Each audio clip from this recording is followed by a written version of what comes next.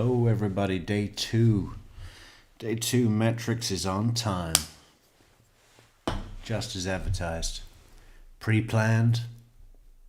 Consistent. He showed up again for 2 days in a row. Yeah. No, and they all showed up in court today, didn't they, in Utah? Forensic pathologists. Oh my God. So much information to get through.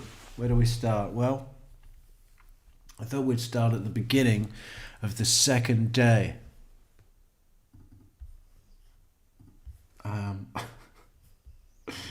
Hello, Sally and Spacey.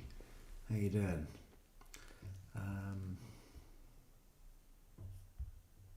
Yeah, forensic pathologist, the one who did the autopsy, the one who filled out the, what are they called? Worksheets, autopsy worksheets. How many were there? Are they all accounted for? We're going to find out.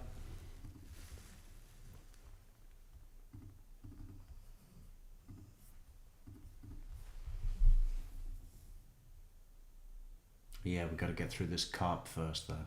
Oh, what's she wearing today? Look at that. What is that? Guy, it looks like some sort of, I don't know. It's like, it almost looks like a straitjacket, don't you think? Isn't that the straitjacket color? Sort of this cream, well, maybe it's a little heading towards latte. It's a bit more than an off-white, isn't it? It's sort of a creamy. But, yeah, no, it's a straitjacket. Look at it. And how appropriate.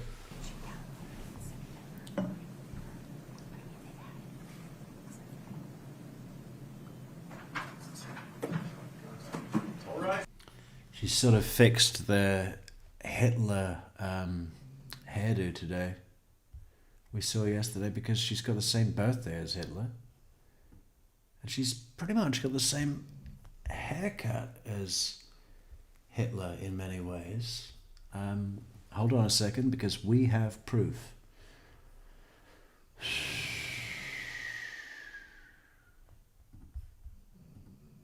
Now, Hitler's is the other way around, the parting. But as you can see, iconic as it is, it's very similar.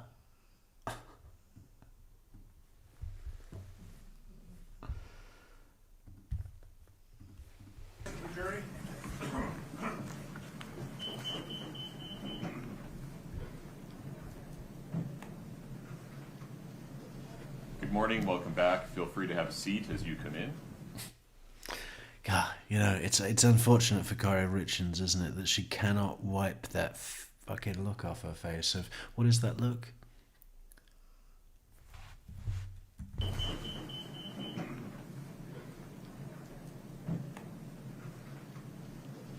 Good morning, welcome back. Feel free to have a seat as you come in.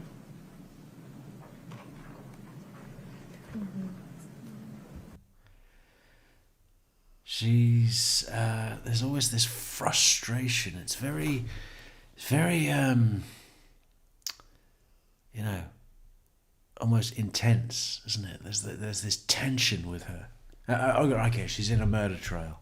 But I think that's just her, though, right? There's this tension.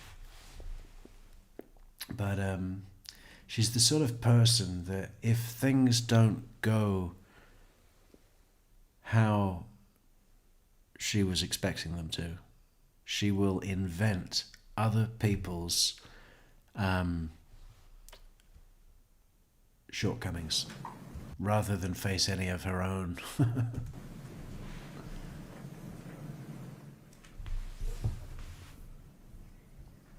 Please have a seat, thank you.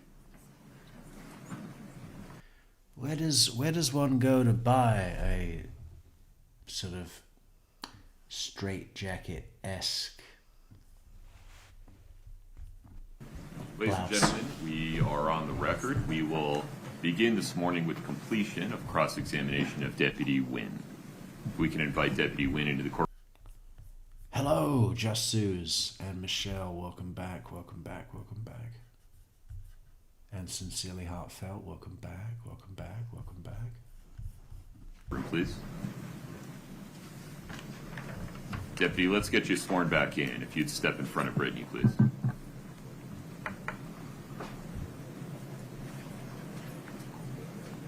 Do you solemnly swear the testimony you're about to give in the matter before the court to be the truth, the whole truth, and nothing but the truth, subject to the pains and penalties of perjury? Thank you. Have a seat.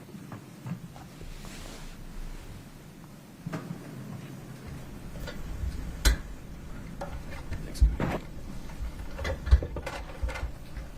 Mr. Ramos, please proceed. Thank you, Judge. Good morning. I have 6 post-it notes here of just topics I want to talk about. Won't take up too much time, and I do want to be fair to you. I do have 2 things I want you to look at that I think will refresh your recollection in terms of timing. Okay? Okay. And this is in terms of when you arrived and when you left. So I've highlighted them for you. I have this. I don't think you need that. I think you know the codes.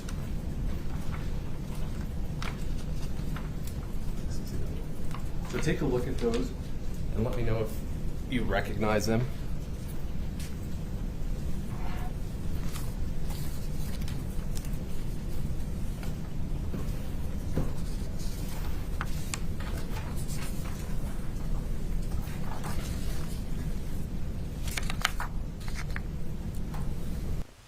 Grossman, that should be good.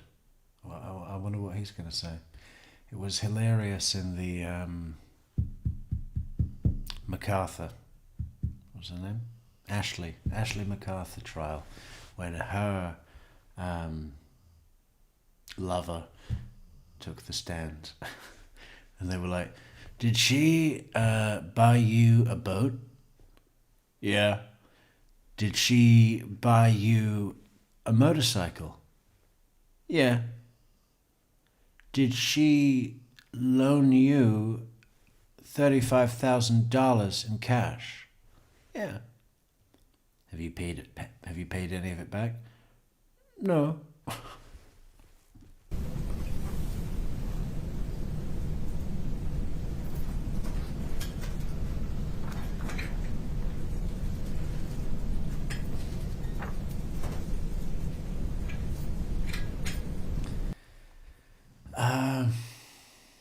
I really don't like her top. Now I'm thinking it's like what they put around you when you get your hair cut, the barber shop, and they put that what do you even call it? What is that called? A gown. Put that gown around you. Yes. Michelle, Okay. Michelle, what do you call that thing? What do you call that thing? That's a hair thing, and you're the one to tell us. What is the thing called that a barber will put round your whole body from the neck down? Now, having reviewed those, would those documents give you an idea of when you arrived at the Willow Creek home, as well as when you left? Yes. Okay. And would it also refresh your recollection to know who was there while you were there? Yes. And seeing those, can you tell me approximately how 2 people are saying cape, but does the expert concur? long you were there, as well, how long you... Apparently it is cape. I have never heard that before. That's a cape? I would have said gown. were there along with Detective Woody? I arrived at 3:40, and it looks like. Can I refer to this? Of course, yeah. Okay. Looks like I dispatched out of the residence en route to the station around. He's not a very fast reader, is he? In and down to the station around 5:49. Okay. And then if you look at the crime scene log, and you see the time in, the time out columns, Okay. and go down to your name, Yes. and then it's followed by Detective Woody, right? Yes. Now, when do you leave? I'm sorry, when does Detective Woody arrive? Looks like she arrived at 5:17 per the crime scene log. And then what about you? What time did you leave? I left at, says here, 5:41. Okay. Now, and you gave us another number just now. It was 5:49, right? That was based on the dispatch log, correct? Yes. Okay. And so there's about an 8-minute discrepancy, right? Yes. Now, that is simply you leaving the actual residence and then walking to your car, maybe doing some things in your car, getting ready to leave.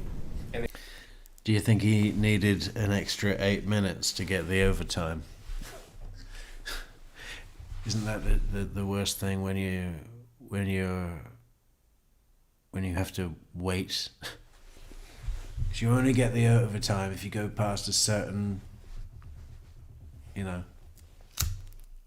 amount of minutes. when you're formally leaving, That's when probably you what he was doing. Dispatch 5:49, right? Yes. So there's specific numbers, but there's things in between, right? Yes. Okay. Now, Or maybe he needed the extra 8 minutes to go to the optician. And, yeah. Maybe he was just picking up some new frames. Even bigger. Even bigger. the reason I want to bring that up is obviously it's important to know. I think my first television was about the size of one of his eyeglass lenses. Oh. And you had to smack it with a shoe to get it to work. Really, really fucking hard. But if you did it just right, it would work. Who was there, how long you were there. Approximately 24 minutes between yourself and Detective Woody that you guys were at the crime scene together, correct? Yes, possibly, yes. Well, she checked in at, what do you mean possibly? She checked in. Because these numbers depends on who does the crime scene log. If they log me out, let's just say their watch at a certain time, that's their time logging me out. Okay, so I'm not right. Not actually writing the time I check out okay, so who on the did crime that? scene log. Who did that? I'm assuming Deputy Orgel. Deputy. Orgel. Now you have no reason to think. Thank God this guy isn't in a red and white striped jumper with a little red and white striped hat. Is that what that guy looks like?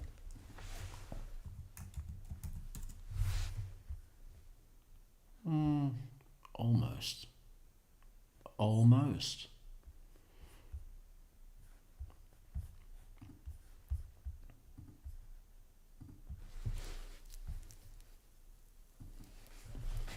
Not really. It's really just the glasses and the long, long face.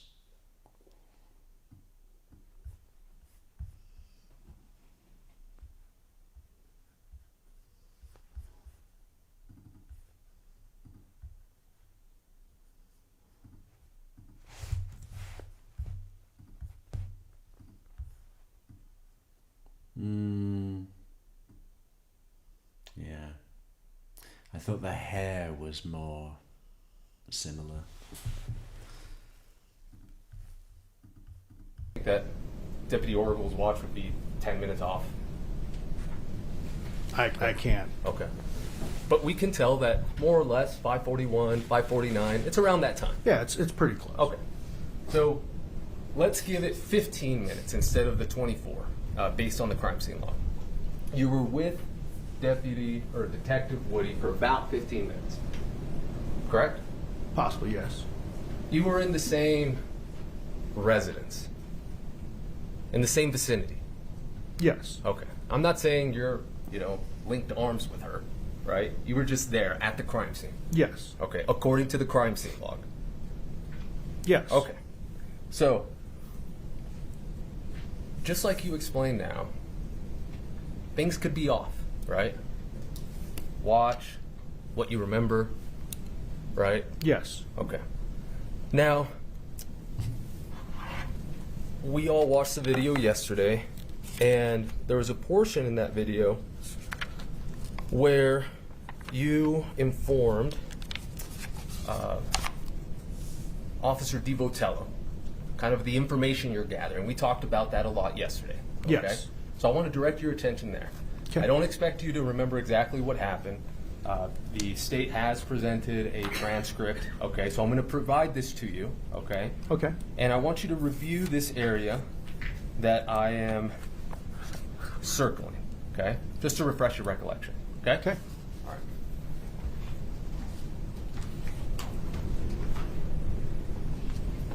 This area right here. Can I grab it? Yeah. They're not public defenders, no way. Thanks. Tell me where you're looking. Oh, I'm sorry. It is page...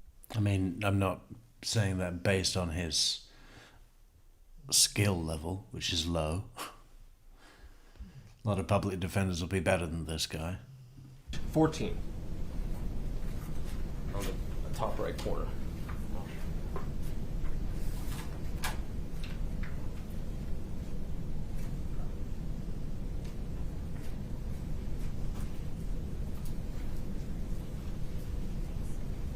Okay. Court appointed, but does that mean, that doesn't necessarily mean public defender, right? I mean, I think it's, the court agrees to pay a certain amount. Because you have to be not able to pay anything to be awarded public defender. That's in the Miranda, isn't it? I mean, if you cannot afford an attorney, one will be appointed for you. If you cannot afford an attorney. It's not like if you choose not to pay. If you choose not to pay, we'll give you one for free. Got to be means tested with that. Does that refresh your recollection? Yes. Okay. So, tell us what you... And despite her terrible banking, I mean, she must have had some liquid, no? told Officer DiVotello at that point? Doesn't have to be exact, just give me an idea. So I advised him that, gave him a little brief of what I gathered, and what Miss Kouri Richins stated was, and I said that from approximately 9:30, she went to bed, and then approximately 3 o'clock, she went back into bed with Mr. Richens, at which time he was cold and heavy. Perfect. Now, I'm going to provide this back to you, and I'm going to be looking at the last line of page 9, and then the first paragraph of page 10. Okay. So it starts here, this line right here, and then move on to the first paragraph of this page, okay?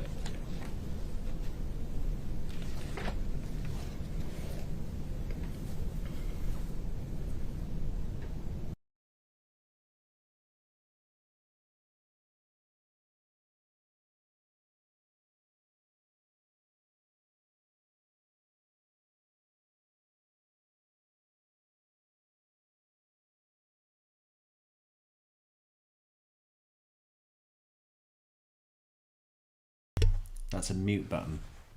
That's a mute button. We were on mute, sorry. Court-appointed lawyers and public defenders are both licensed attorneys appointed by the court for defendants who cannot afford private counsel, but they differ in employment.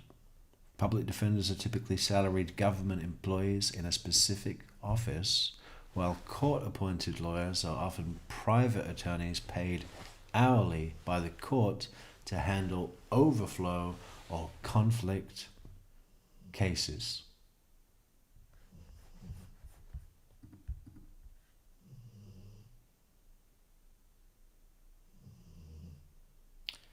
Like Jody, right? Those were court appointed, but not public defenders.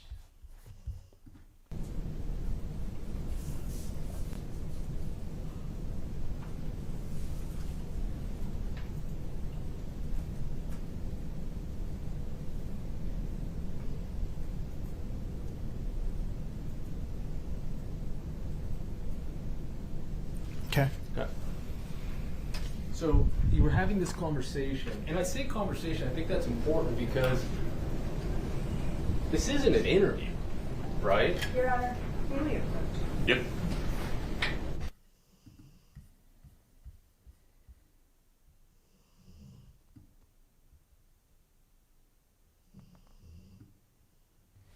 I've come up with a new name for the lead prosecutor.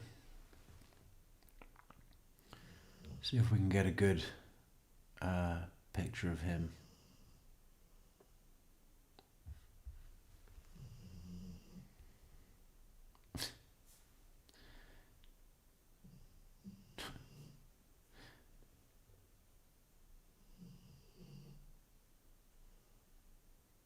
Don't anybody leave a tray of cream cakes on the defense table.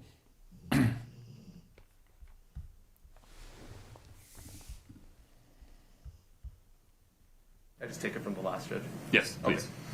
So, As I was saying, I say conversation because this isn't a formal interview, right? Correct. This is going off of the death checklist that you mentioned yesterday. Correct. Okay. Now, in The death checklist. Is their heart beating? Nope. Dead. this conversation, you do get information from Miss Richens, and in the paragraph that you just read, okay? And what did you learn at that point? Learned the second paragraph that you showed me, Correct, the one that I just showed you, yes. that she stated that she placed a blanket on him because she felt that he was cold. Correct. And then what else? She turned on the light and realized what he wasn't responsive. Like, So right now, that's exactly what I want to talk about. He said that he felt cold, and then she turned on the light. Okay. I'm going to give this back to you. I'm Okay. going to focus on the time in between. Okay. are we looking at a minute? Oh, just this underlined portion. Okay. Just read that to yourself. Okay. Okay. All right. So from And knowing Kouri, she probably did actually go through the motions of getting into bed as if she were going to go to sleep next to a man she knew to be dead and then cuddled him. You know? She's that kind of liar. She's the kind of liar that goes through those steps, right? But you got to think, that's pretty fucking sick. You've already kind of gone and apparently slept in one of your son's rooms because they were not sleeping, or Eric was snoring. And what I want to know is, and we'll never know, is that could she hear him spluttering or coughing, panicking? Or would the fentanyl have just put him out cold? I think it depends. I think it depends how you take it and how much.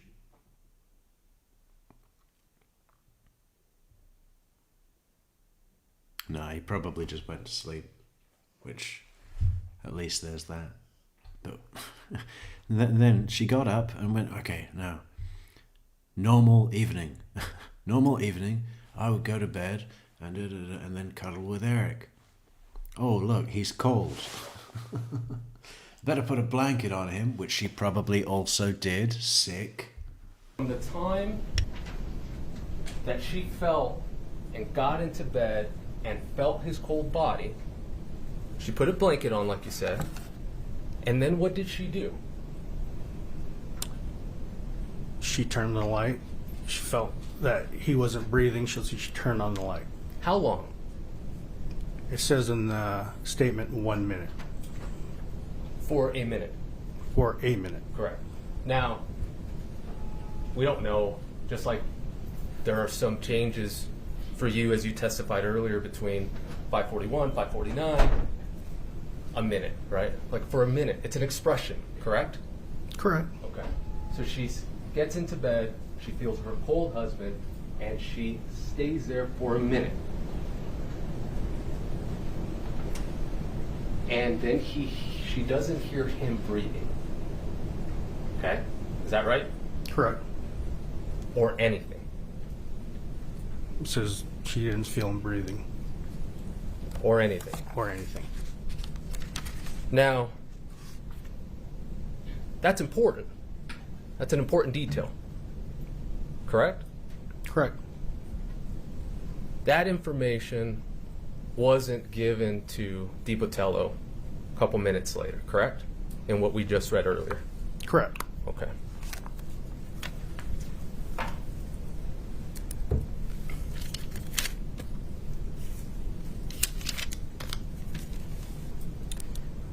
Now, I'm getting through these.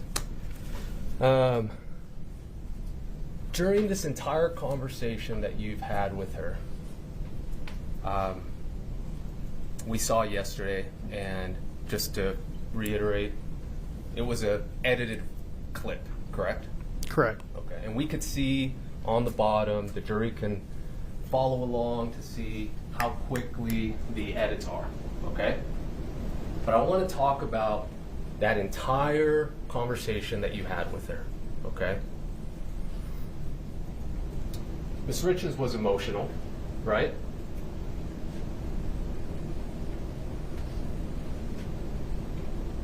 Right? Yes, she was emotional. And she was upset. Yes. And that's common, right? I mean, that's not unexpected for somebody who just lost their husband, right? Correct. Okay. Now, would it surprise you if another one of your officers indicated that you thought she was not emotional? Would it surprise me? Yeah. Like, would you have made that statement? No, I don't know Miss Richens, so I don't know how her emotion, as in like, you know, personal when I arrived, what I see, but through the call, then I start putting things together, details of how she acts. Yeah, those details are important. We've talked about that. Yes. Yeah, and just like you said, we saw the video. She was emotional. She was upset. Right? Yes. Okay. So,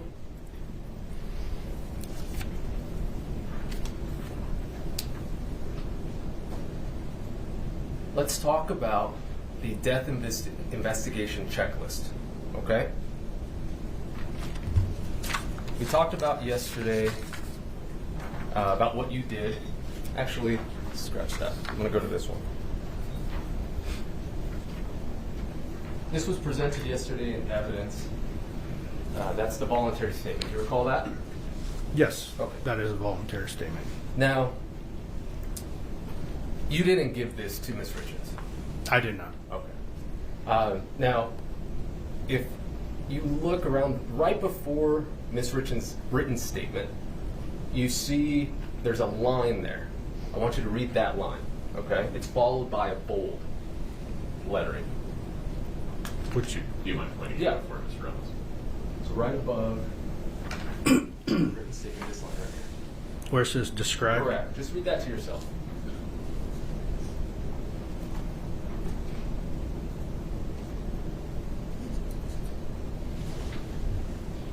Okay. Okay. Now, you didn't do this one, but you've done lots of these voluntary statements, correct? Yes. Give them out. Yes. Now, the point of a voluntary statement is to get details, correct? Gather details. Yes. And now, there are different types of voluntary statements. There are different purposes for voluntary statements, correct? Correct. So, for example, perhaps I'm a witness to a car accident. You might give me this voluntary statement, correct? Correct. I'm not under suspicion of anything. I'm just a witness, correct? Correct. Now, there's other ones where maybe I was the driver, and maybe I might be at fault, correct? Correct. And you would still say, hey, maybe you want to give me that voluntary statement, correct? Correct. Now, in that statement, it indicates that it gives a discretion to the officer, deputy, who is giving this voluntary statement, correct? And what discretion is it? The bolded part here that's highlighted.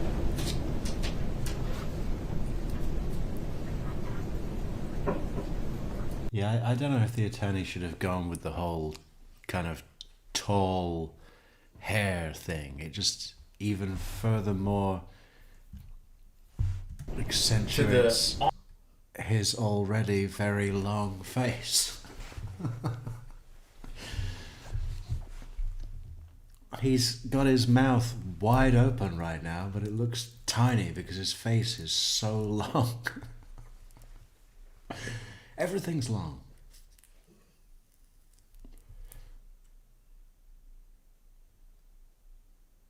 And the hair, maybe it's because of the hair that it looks so long. It's just optics.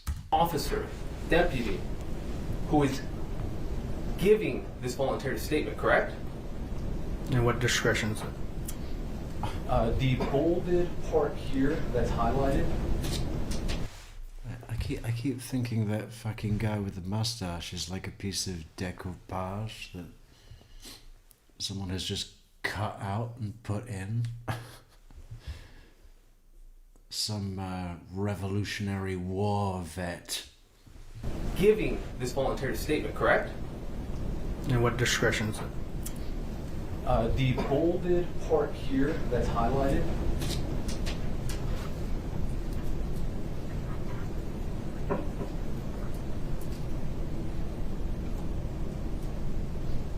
Okay. Yes. Right.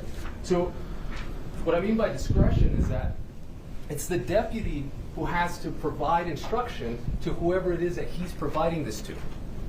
Correct? Correct.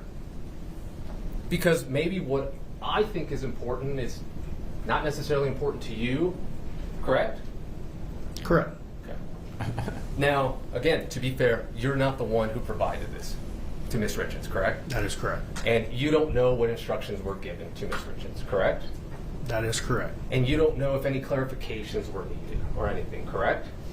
That is correct. And as far as you know, this is the only voluntary statement form that Ms. Richens filled out, correct? Correct. Okay.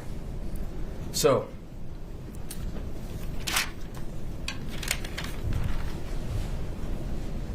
let's talk about the death investigation information checklist. I'm going to hand this to you, okay? Okay.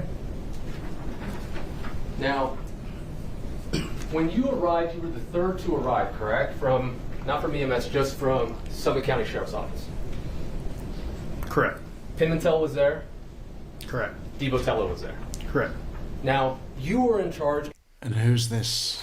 Who do we get to play the cop? Jackie Chan? I don't... No. Jackie Chan's got much different hair. Well, we could get that cut. What's the job pay? Of the death investigation checklist. That is correct. Okay. And how is that determined? The initial officer. Which was who? It was me. Okay. And why were you the initial officer, even though you were the third one to arrive? I was assigned to that zone to take calls in Hey, Kouri, why are you wearing a set of curtains? that zone. Right. So, this is your case. Your scene. Yes. Okay. So you're the one who gets to direct people on what to do. Me and the sergeant, yes. Fair. Now, you've done, I suspect, you have this death investigation checklist and you go through it, correct? That is correct. Okay. Now, I want to direct your attention to the scene response section, and I'll walk you through it. It's right here. Okay. Okay? Now, there are 1, 2, 3, 4, 5. There are 6 things I want that are highlighted there that I want. They're in bold, and we're going to go through them in order. Okay? Okay. All right. I'm going to start with the first one, which is securing the scene. Correct? Correct. Okay. Now, even if it was my first time doing a checklist, a death investigation checklist, I would be able to follow these instructions, correct? Correct. All right. Now, part of that securing the scene, which I think we saw you do, was you need to explain to everybody there kind of the purpose, right? Yes. And exactly what do you need to do? It says find a comfortable location outside. Let's go back to the first sentence there. Kindly explain to the family that the scene needs to be vacated until the scene is processed. Okay. Vacated, right? Thank you, Spacey Dove, for that fabulous super chat. We love Metrix. We love doves. You want me to continue? No, vacated, correct? Correct. And you know what vacated means? Yes. Okay. Now, the following is what is your duty in order to vacate a scene? What do you have to do? Remove people from the residence. From the residence, right? Correct. Okay. And it actually gives you examples of where you can go, right? Correct. Such as a comfortable location outside, right? Yes. Another family or member or friend's house, correct? Correct. Okay. That wasn't done here. Mr. Ramos, in fairness, it's unclear when you're asking your question. That wasn't done here, correct? Correct. Now, then you have to use a crime scene log, correct? Correct. And that's what we just read, right? Just a little bit ago, the sheet that I gave you, Correct. correct? Okay. Then you have to photograph the scene, all right? I want to talk about this specifically. When do you need to photograph the scene? After what? After an investigation is started.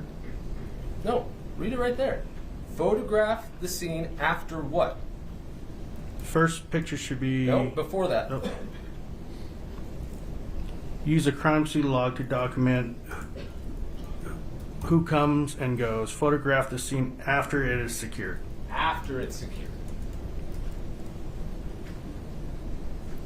Now, let's talk about the first picture. We haven't seen any photographs come in from you, so I'm just asking you. The first photograph that you took, what does it tell you to do? You should place a placard with the case information. And did you do that here? I did not. Okay. Now, I'll skip to the last one, the medication log. We talked about that. You assigned that to, I believe it was Mr. Pimentel, correct? Correct. Okay. So let's move to the second to last. What does it say that you're not supposed to do? Can you clarify? Yeah, absolutely. Let me walk up there. Starting right here. Do not disturb the scene unless discussed with both investigations and OME. Okay. Now, that's very important. You would agree? Yes. Okay. Now, we kind of saw some of it in the video. The jury can go back when it goes back to them and look at it for themselves. But you went around the scene. I'll back up. The scene wasn't secure, correct? Correct. Okay.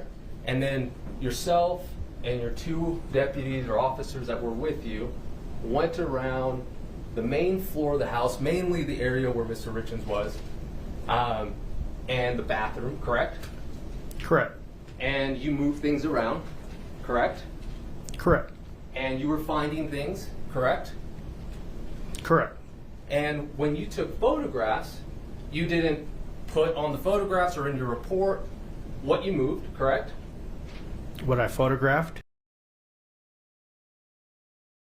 Yeah, we can speed it up.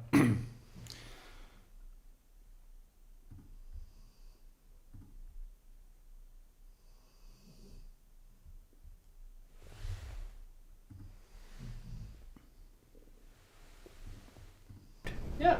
Yeah, what I photographed? Correct. Right. The scene that you photographed was an unsecured scene, correct? I would say semi-secured. Okay. Go back to that whole scene response paragraph that we just read, okay, that we just walked through. Can you find semi-secured for me? No, it's not it. Okay.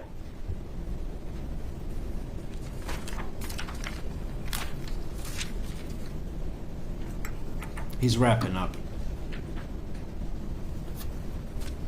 I have an apology and a thank you for you. Apologize for putting you on the spot. As you know, this is my job. I have an apology and a thank you for you. Okay. What a weird thing to say.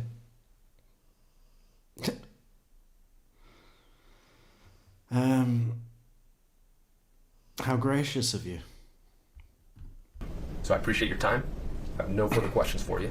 Thank you so much. You're welcome. Thank you. Ms. Shermanick, redirect within the scope, press. Yes. Did I leave something up there? Go.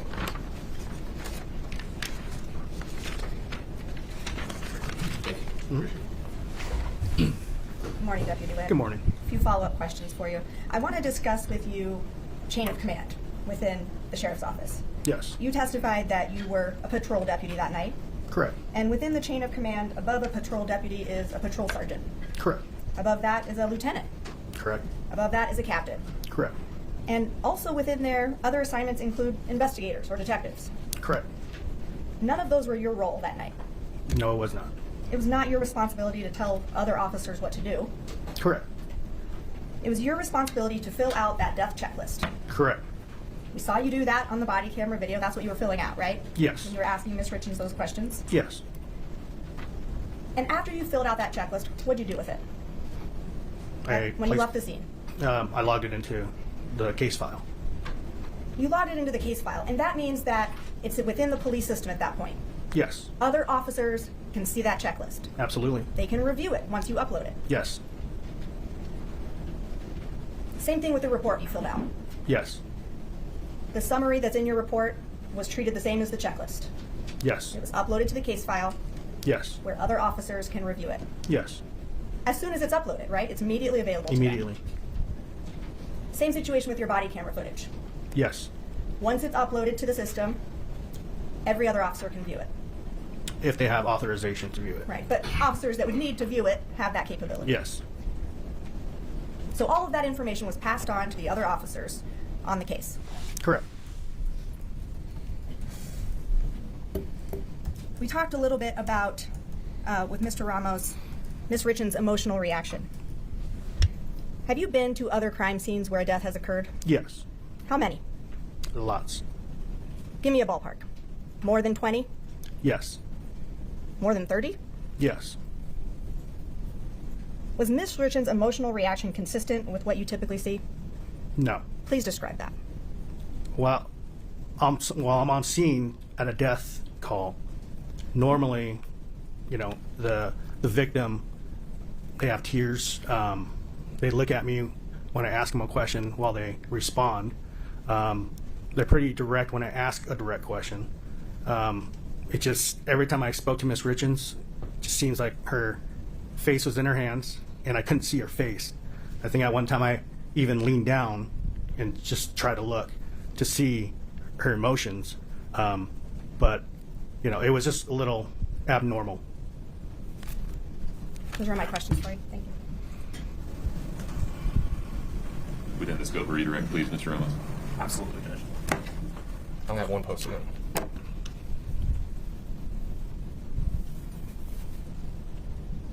How many times had you encountered Miss Richens having lost a loved one? Never. Never. In fact, when I was just asking you questions before, you said, I don't know Miss Richens. That is correct. That you can't tell what exactly she's feeling. Correct? If you can't say it's abnormal. I said it was abnormal to all the other calls that I've been on. Let's talk about those other calls. What did you say? You said victim. You specified victim in response to Ms. Shermanak's question. That it was victims looking you in the eye, crying about what had just happened to them. Correct? Correct. Okay. You didn't mention that it was somebody who lost somebody. Correct? I did not. Okay. Now, we can argue forever about whether your emotions on the stand or mine are abnormal or not.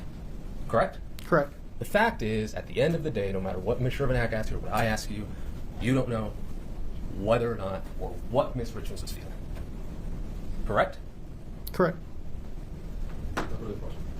Ms. Shermanak, may we let the deputy step in? Yes, sir. You're free to go, sir. Thank you. I'd like to take that. Thank you. Thanks. Yes, please. State your full name and spell your last name. My name is Cameron Larson, Larson. No, May I ask you to do me a favor? Yes. You can sit wherever you're comfortable. We pull the mic a little closer to you. Yes, absolutely. It's easier to move the mic. Okay. You just pull it towards you. Thank you. now we called Cameron Sessions. Now Ms. Larson ends up on the stand. What has happened? I changed my name since getting married. And since March 4th of 2022? I was married in October of 2021. I just didn't change my name until later. Got it. Perfect. Thank you. What is your current employment? My current employment is an evidence technician with the Park City Police Department. I see. Now, back in 2022, did you have an assignment with the Office of the Medical Examiner? Correct. Your voice is so soft. Really get that mic close to you. I just want to make sure your testimony is important.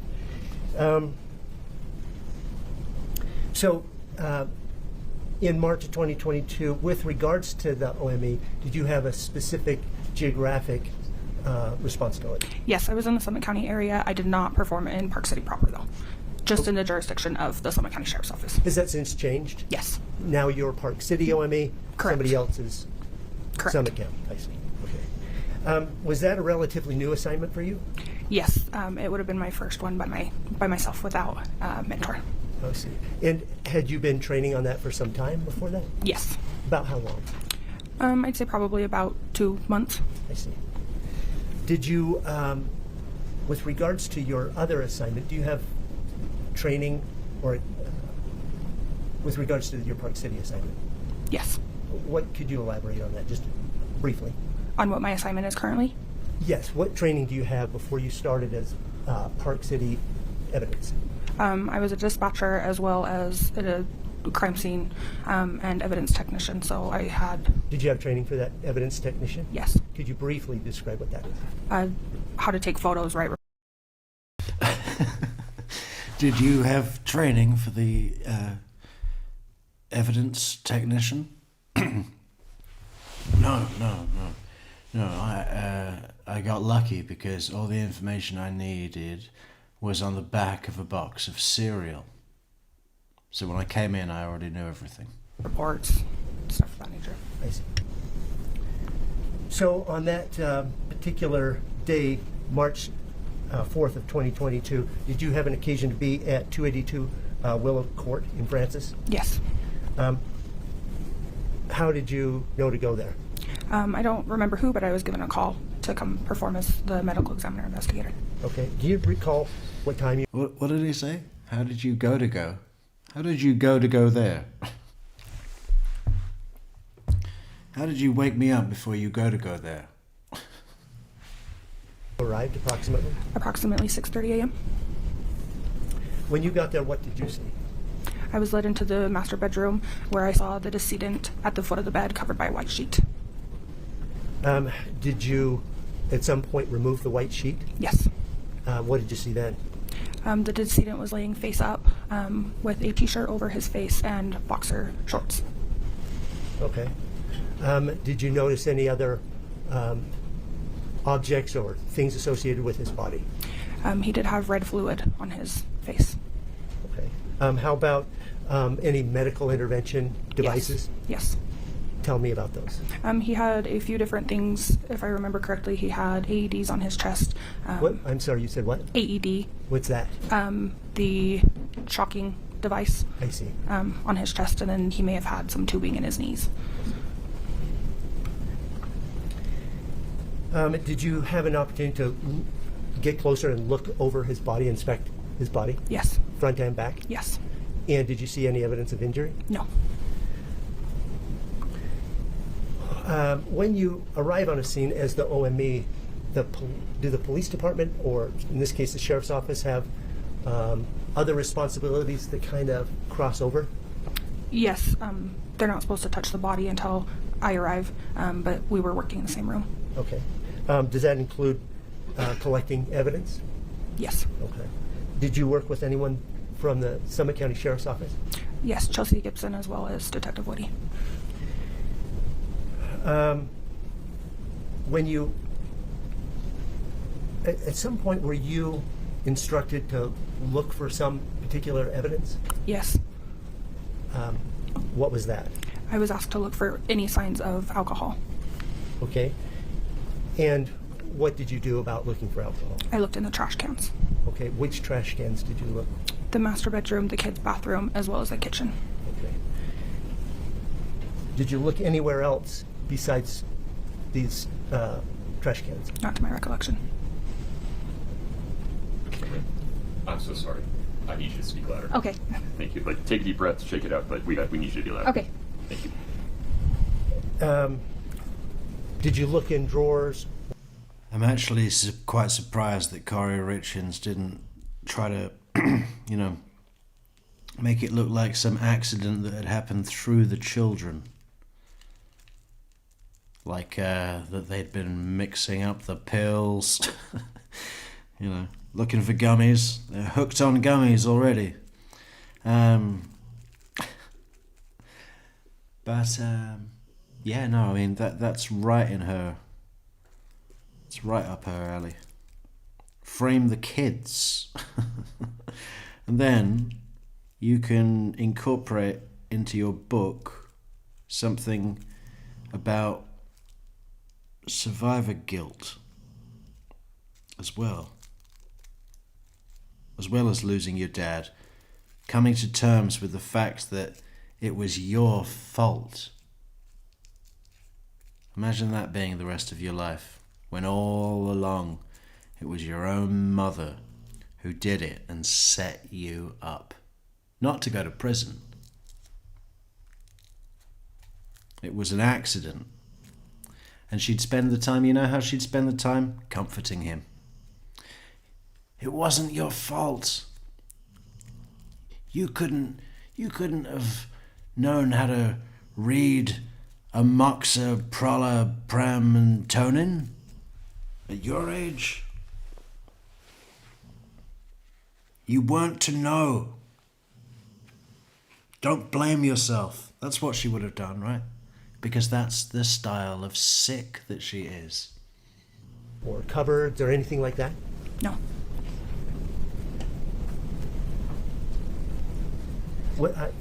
Why not?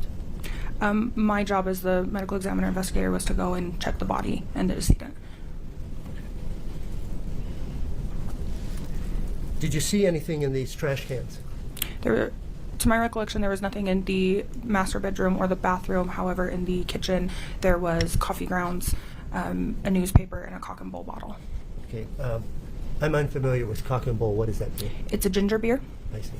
Is that an alcoholic beverage? No, sir. Okay. Did you note that in your... What does she say? Cock and ball. My job as the medical examiner investigator was to go and check the body and the decedent. Did you see anything in these trash cans? To my recollection, there was nothing in the master bedroom or the bathroom. However, in the kitchen, there was coffee grounds, a newspaper, and a cock and bull bottle. Okay. I'm unfamiliar with cock and bull. What does that mean? It's a ginger beer? I see. Is that an alcoholic beverage? No, sir. Okay. Did you note that in your report at all? I did not. So it's some 4 years later. How do you remember that there was this cock and bull ginger beer, non-alcoholic beverage you were not looking for, in the garbage can? It is something that my dad kept on hand as a child. Okay. But just because you had it in your house, was there something about cock and bull ginger beer? It has a very distinct name. That's the sort of stuff that you can just never build into your plan, isn't it? Some random fucking ginger beer that she remembers because she looked at it and thought, oh look, that's what my dad used to have on hand. By the crate. Blocking up the garage. I got a great deal. This fucking whole house is full of cock and ball ginger beer. His wife's like, how much did this cost? Don't worry about it. It's just going to pay for itself in the first year. That's what my dad used to have on hand, okay? You just can't build that into your plan. You can't think, hey, I better get a different ginger beer because the fucking evidence technician who's going to show up is going to remember it 4 years later even. Because she's traumatized from having to,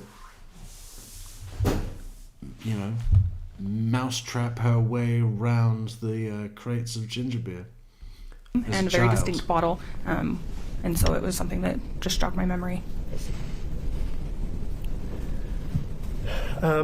Did you look around the master bedroom where Eric Richens' body was for medications, things like that? On surface areas. Did you look for any evidence of alcohol out in the open in the master bedroom? Not to my recollection. Did you see any? No.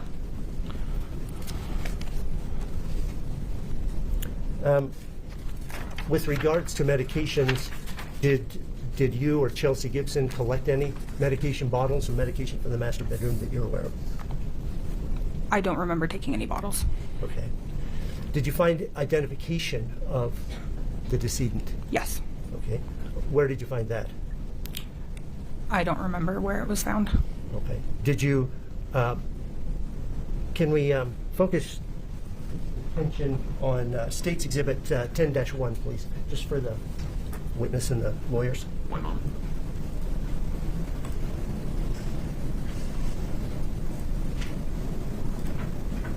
Are you able to see that? Yes. I don't remember where it was found. Yeah, because you're too busy thinking about that cock and bull. Thank you, Neverly. Cock and bull ginger beer. She probably phoned her dad from the crime scene. Dad, you'll never guess what I just saw. Do you remember you used to have those crates all through the house with that ginger beer?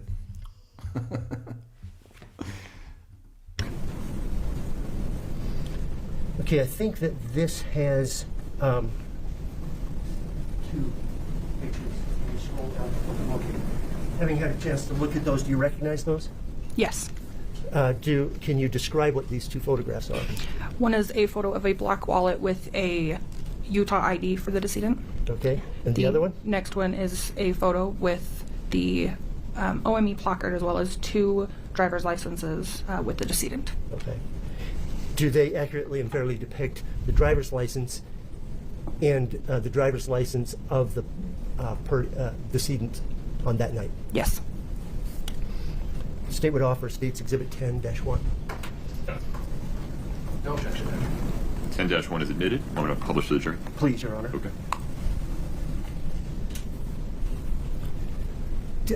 Did the person depicted in the driver's license appear to be the same person who was the decedent who was laying there? Yes.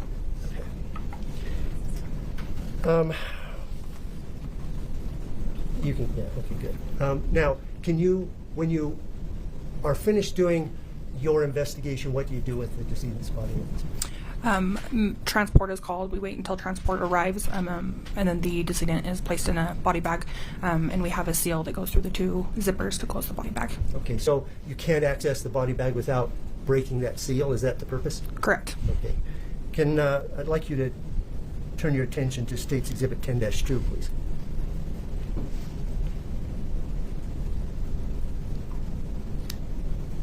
Do you recognize that? Yes. What is that? It's a picture of the tag that will be placed on the body bag. Okay, and does that tag have a specific number?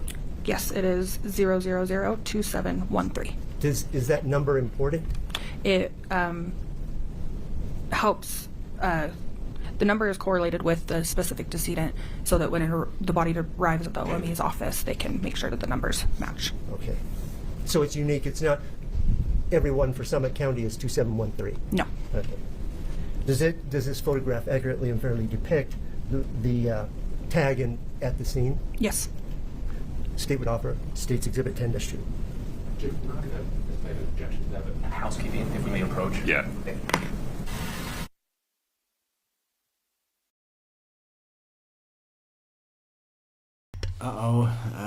Kouri is showing us her inner lizard. You see that tongue? Watch this. I'm going to make an objection to that, but housekeeping, if we may approach. Yeah. Okay. Jesus. That was too much. One more time. If we may approach. Yeah. Okay.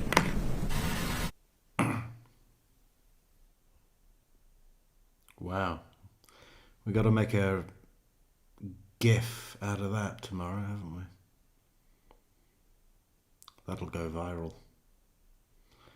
That'll be all over X and Twitter. One of those.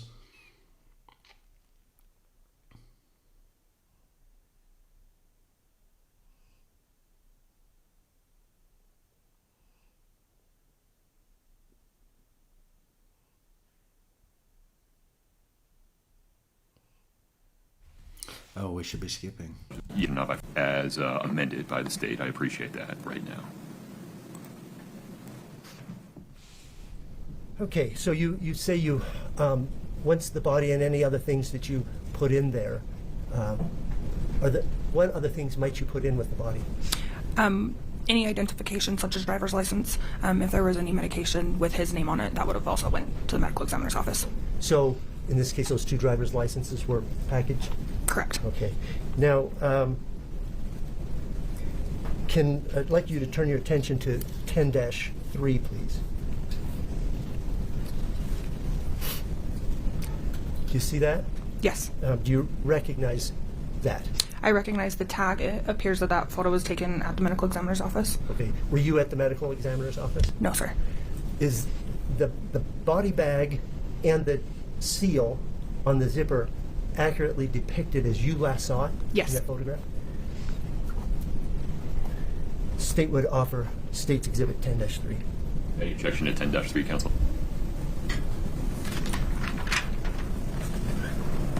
Sorry, Judge, I just want to make sure. I'm not going to object. I think it's going to come in through another witness, which I would feel more comfortable. I don't see any objection now. That's Okay.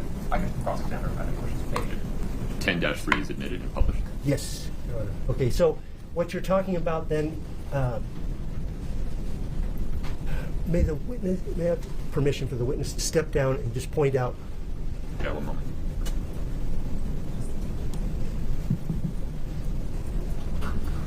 Okay, watch your time, please. Can you just show the jury how you loop that together? Yes, is this working? Okay. As you can see, there's the two zippers right here with the tack that cannot be taken apart unless it's cut. Perfect. And that's the way you saw it when you last saw the decedent in the body bag. That was how it looked. Yes, sir. Okay. Thank you. You can return to your seat. Thank you. So what happened next after you've sealed the body of Eric Richens in that body bag? What happens next? I escorted the body bag out with the transport team. Once the decedent was in the van, that's the end of my role. Okay. And what's the transport team? It's a team that we contracted with at the time with Summit County that is just responsible for moving decedents from scenes to the medical examiner's office or wherever they need to go. Okay, perfect. I have no further questions for this witness.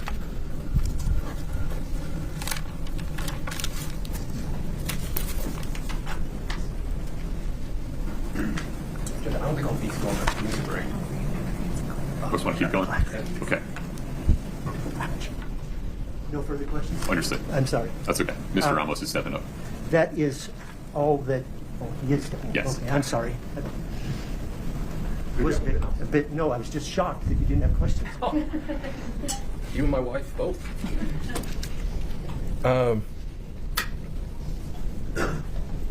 Miss Larson, Yes. how are you? I'm good. How are you? Good.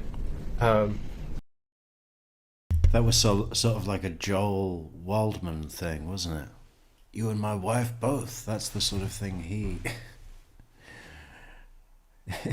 have a guest on and say, hey, does your wife ever, pull the covers off you to wake you up in the morning? Just pull them right off? Does your wife ever do that? And the guest is just like, what the fuck? Like, what? Why are we joking about my wife pulling the covers off me? He does that.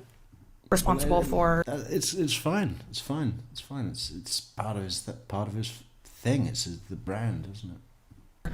moving.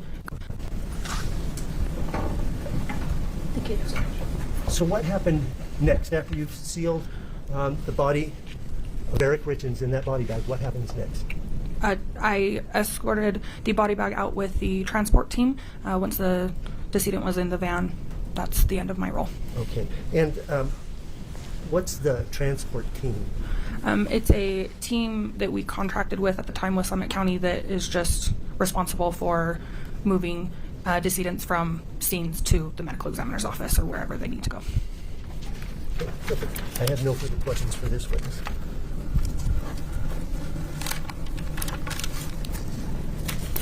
Ego. I don't think I'll be going up to music break. Just want to keep going? Okay,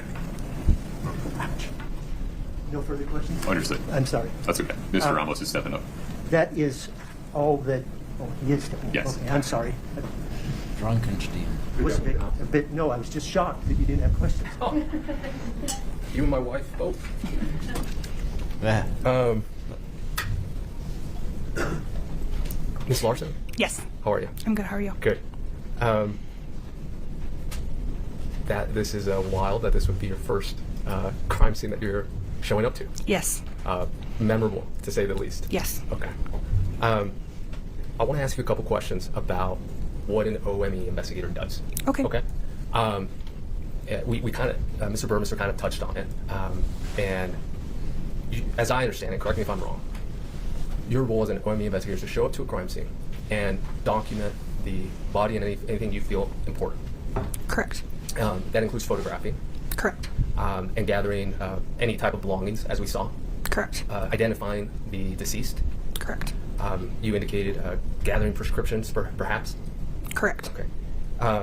And in that training, you indicated that you were working alongside with the Summit County Sheriff's Office. Correct. And it was Miss Gibson as well as Miss Woody. Correct. Now, when you say work alongside, are you part of the same? Do you guys have the same role, or when you? Well, I think Jody lost weight. People are saying that Kouri is the only inmate that's been in jail for 4 years and has not gained a ton of weight. Or maybe in Utah they have they don't give them spaghetti and potatoes. Yeah, today's meal is spaghetti with potato sauce. What do they have in Utah? Well, probably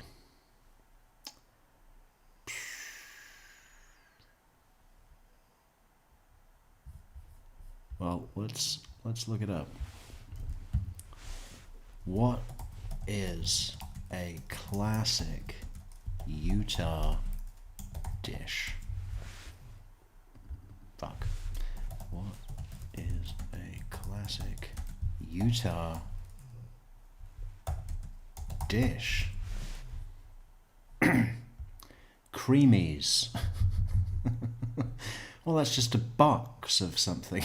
I mean, that's not a dish. What is a creamy? So this is what comes up. This is image 1. What fucking culinary wonders is Utah known for?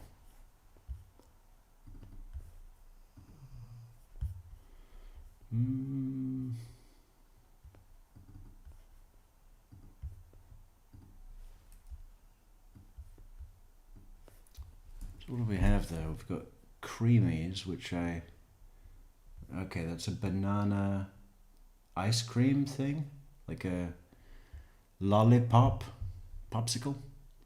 And then we've got fry sauce, Arctic Circle. Well, that's for French fries. Okay. And then there's some pink. That's the Utah version of a Pop-Tart. And they swear they invented it first. To this day, we were robbed. It's a Utah thing, the Pop-Tarts. And then what is that over there? We've got some kind of rice with chives. What is that? Oh, no. Yeah, that's a savory dish, right? It's chives. You don't put chives on a dessert unless you live in maybe Serbia. Do they do that? Do they do that there, Neverly? What do you think? Chives on a dessert. You know, you never know. You never know. So, not much, really. Is that all the information we could get? Anything else? Funeral potatoes. Oh, that's good. Okay, let's check. It's just a slight tangent here. We're learning. We're learning about Utah.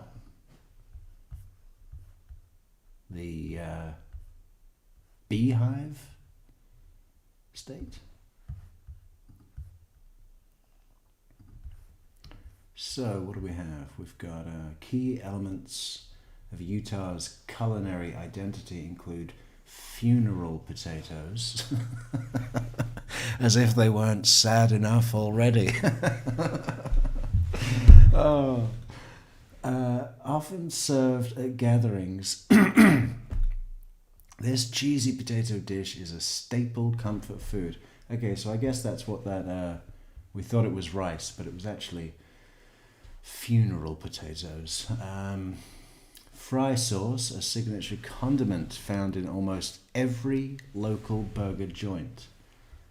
Well, there aren't many of those anymore. It's all Five Guys. Oh no. Pastrami burger.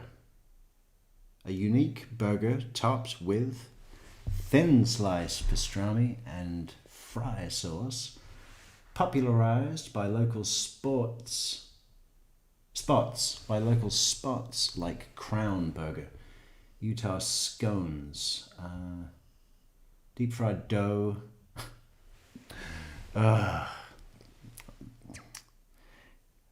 That's not a good start. What's your state dish?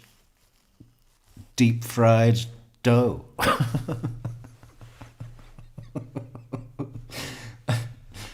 Which we dip into the funeral potatoes.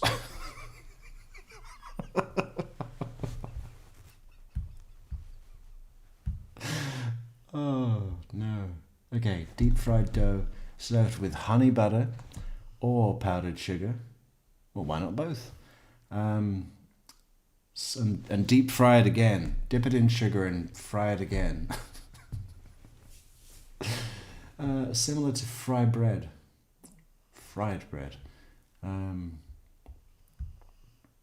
Other notable foods: green jello.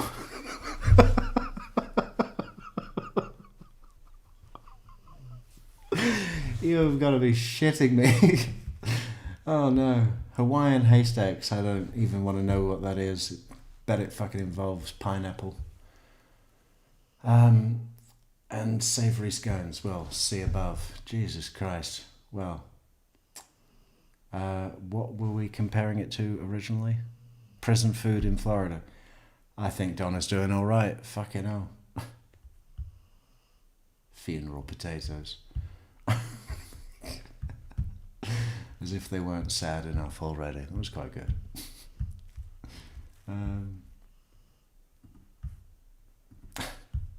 You say you were working together. It's just, hey, I'm doing my thing, you're doing your thing. If you see something, let me know, kind of. Frank, yeah, Pinto. Ask what they serve in jail in Utah. Well, I think it's achievable. I think all of their best dishes are, under or below the standard required to be in a prison. What's on the menu? Deep fried dough, our state classic.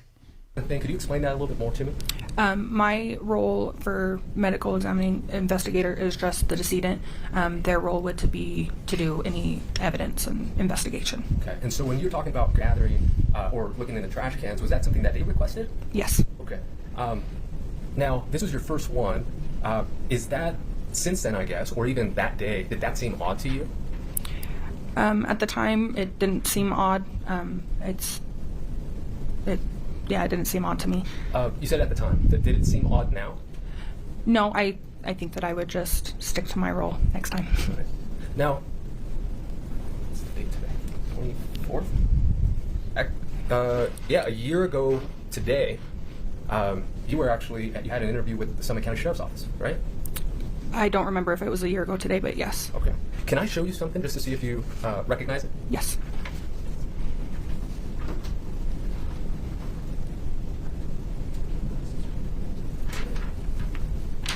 And I just look at it. You don't have to read the whole thing. Just let me know if you recognize it, and then maybe find the date. I do recognize it. It says February 24th, 2025. And is that yours? Yes. Okay. Thank you. Having reviewed that, does that refresh your recollection as to whether or not you had a meeting? Yes. Okay. Now, at that time, a year ago today, were you still employed as an OME investigator, or had you moved on? I was still employed, however, I was with a different jurisdiction. Okay. Still as an OME investigator, though? Correct. Okay. And this is common to come back about, I don't know how long, 3 years after, to have some follow-up conversation? This would be my first time. That was your first time? Mm-hmm. Okay. And we talked a little bit about the reason that the Summit County Attorney's Office asked you to come in, correct? They had questions about what you found in the garbage. Correct. And we mentioned the cock and bull beer. It is very distinct. Old chubby one. Very good. Now, You clarified during that meeting, though, your involvement with Kouri, right? Yes. And specifically, you talked about how you really only had one conversation with her, right? Correct. And that was in, I believe, her child's bedroom? Correct. And it was to sit down with her and tell her what's going to happen. Correct. Like what the protocol is, right? Yes. Okay. And you indicated during that conversation, indicated that she was crying, correct? Correct. And she had her hands on her face, correct? Correct. And you gave her the number and the contact information for whoever she needed to call, correct? Correct. Now, I want to go back to the day of March 4th, okay? You were asked, again, this was your first time, to go look at the garbage cans, right? Yes. Now, I imagine you found this on the main floor, correct? I believe so. Did you ever go downstairs? No. Okay, so you didn't know if there was another kitchen or anything down there? No. Okay.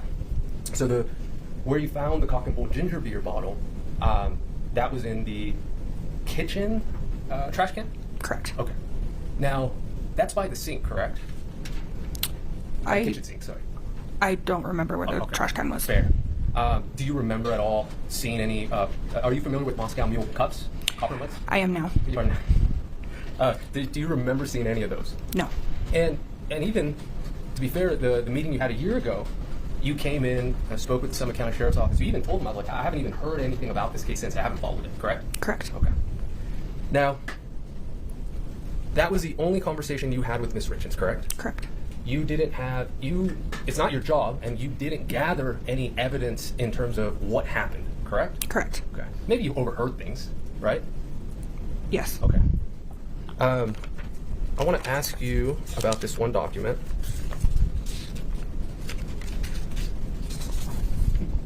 Just to see if you remember it.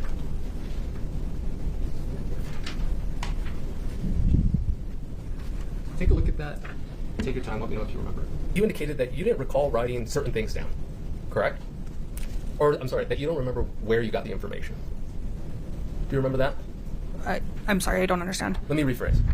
The meeting you had a year ago, where you were brought in, you were asked about your report, your initial report. Do you remember that? Yes. Okay. And they asked you about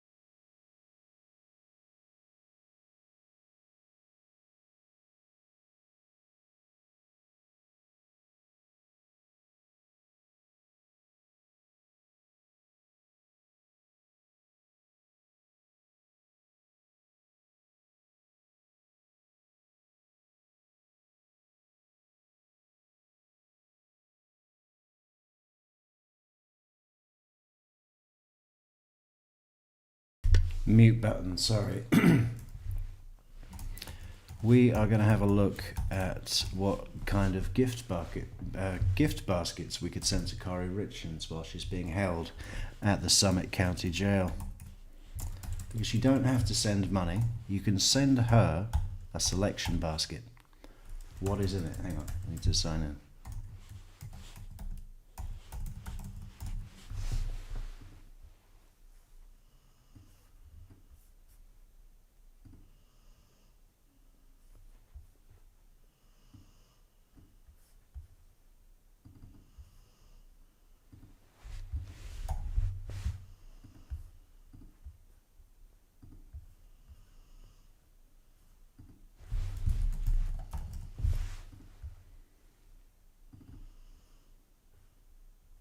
Give inmate money. No, we won't do that. But if you want to support our channel, not Kouri Richins, and not a gift basket, you can buy us a coffee on buymeacoffee.com/Metrix. So what do we have here? We've got one oatmeal variety pack. This is the AM Delight Care Pack. Well, that sounds festive, doesn't it? And then we've got the Meal Deal Care Pack, the Meat and Soup Care Pack, $29.99. So what does $30 get us? So we get 2 chili ramen, 2 Texas beef ramen. Okay, those are $1 each. 2 spicy vegetable ramen, 2 chicken ramen, 2 tuna packs, 2 Jack Link's meat sticks. Wow.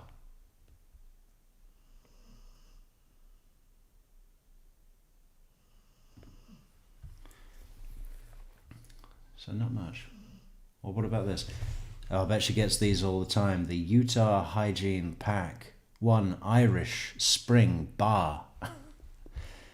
1 conditioner, 1 mouthwash, 1 cocoa lotion.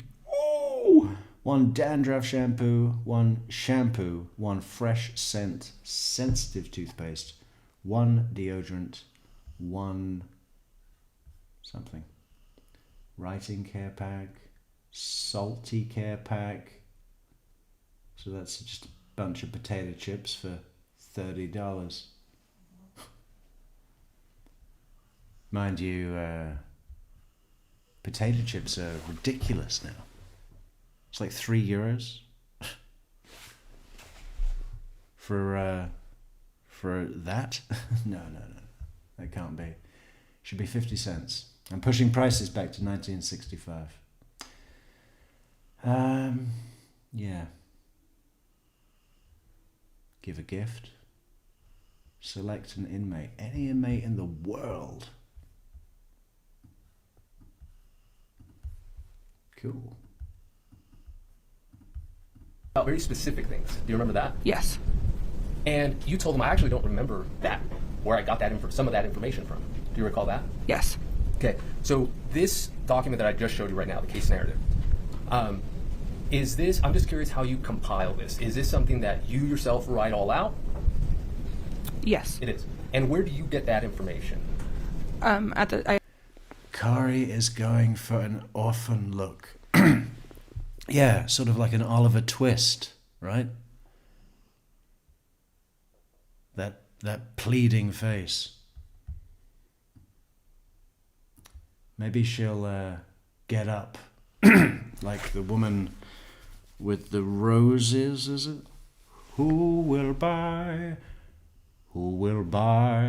my sweet red roses? I had gotten some information from the 911 call as well as the detective before writing the report. And that's exactly my point, is that we know that your job isn't to do any investigation, right? Correct. And it's not to interview Ms. Richens and ask her what happened, right? Correct. But it is your job to get information, perhaps in this case from EMS or the 911 call, or Detective Woody, or any of the other officers that showed up, right? Correct. Now, you're just taking what they're giving you at face value, right? Correct. You're not getting it firsthand, correct? Correct. So you don't know how truthful it is, correct? Correct. Okay. And so it's fair to say that while you wrote this, apart from the information that you knew directly, like I showed up, I saw him, I bagged it, this is a number, apart from things that you actually did, it's fair to say that this is a summary or a copy. We're going over. Counsel.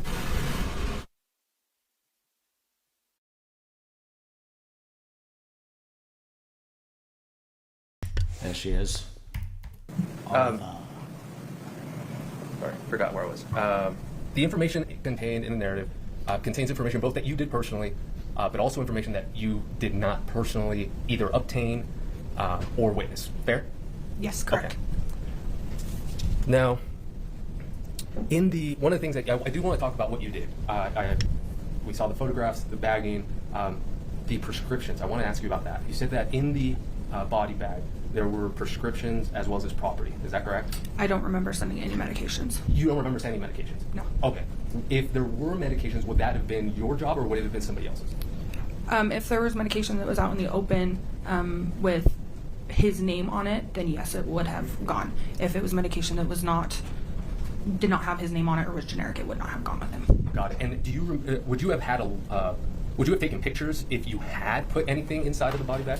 Yes. Okay. And you don't recall doing that in this case? No. Okay. I'm just going to go through my post-its. I think I'm done. Give me 1 second.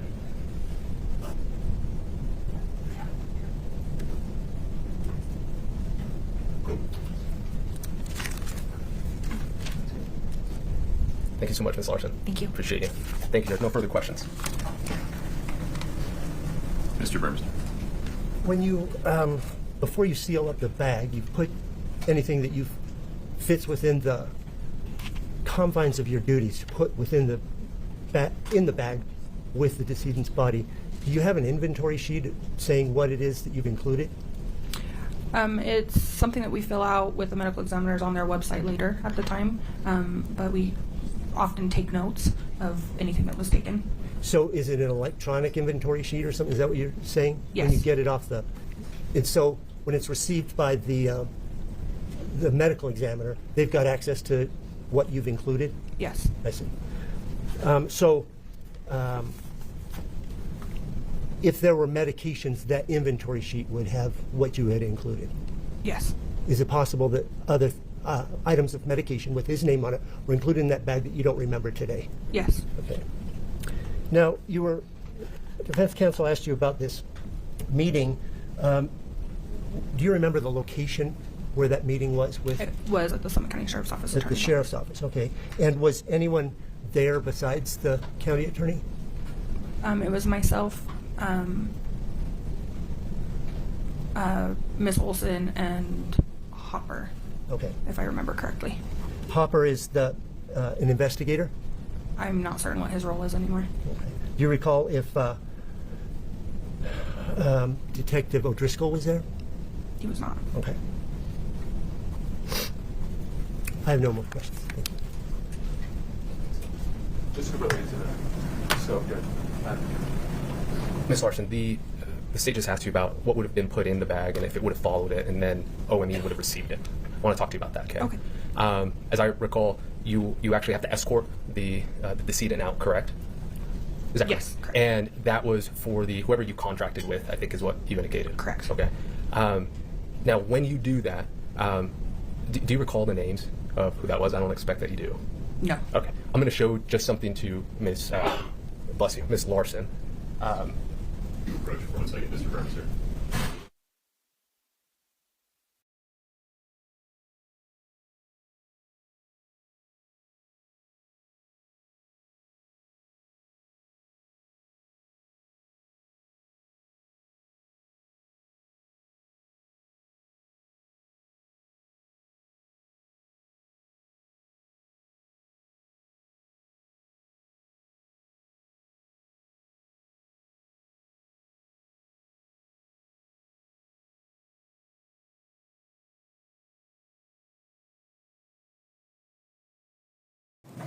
I don't have a physical copy.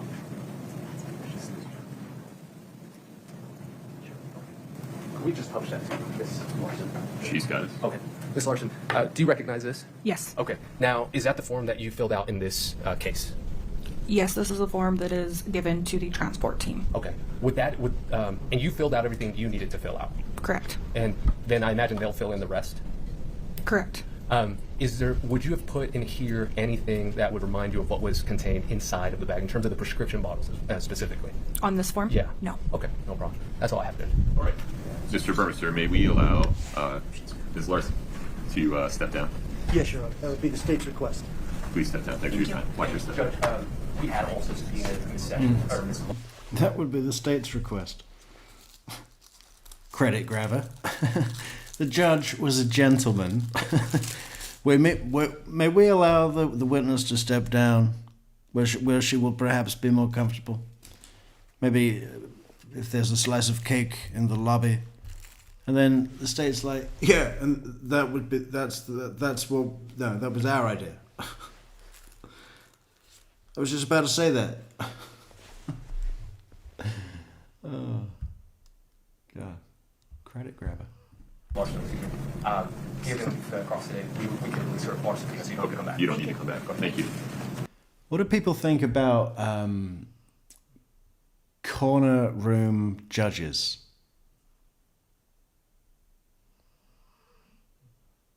Courtrooms where the judge is in a corner diagonal. Should we do a poll? I'm guessing that most people are going to like the flat back against the wall, like Judge Everett, right? It's a classic. No. But I guess it's a space-saving thing, but I think it would throw off the whole balance of the room because it's not going to be in line with the what do you call it, the pews, the gallery pews. Is that what it's called? The benches. No, it's the judge's bench. That would confuse things. I'm going with pews. They're not going to line up with the judge at all. He's going to be off to the side, and he should be in the middle. He should be at the top and in the middle. Definitely. We don't even need to do a poll. I think it's clear. Now's an appropriate time to take a brief restroom break. Please rise for the jury.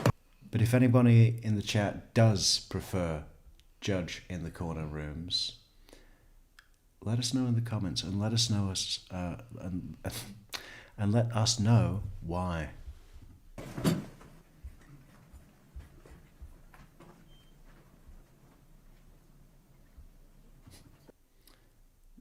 Nice color. What is that? Tea bag. What a horrible shirt in every way. Her stupid tiny neck. I mean, you got Wendy. Wendy could give half her neck to Kouri, and Kouri still wouldn't have a big enough neck for this shirt.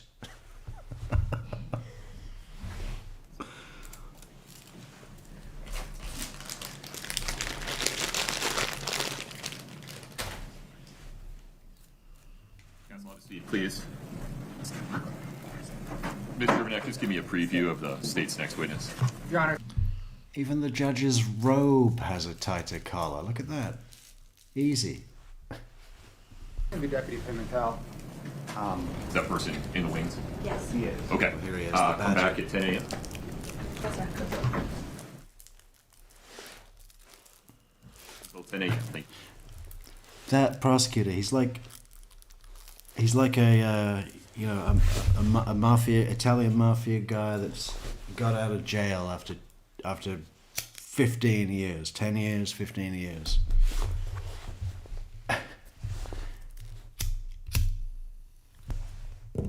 And he hasn't realized that the world's changed.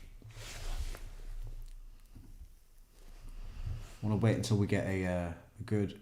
Oh, he's got a different custom mug today. Yesterday it was a colourful mug. Was that him? I think it was, wasn't it? And now, what is it?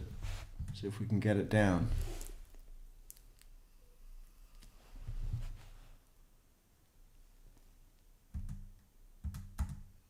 Ooh, okay. Is that a symbol of Utah? Pickaxes. Or a sports team. A black mug could be a sports team, wouldn't it? Ah, see if we can find it.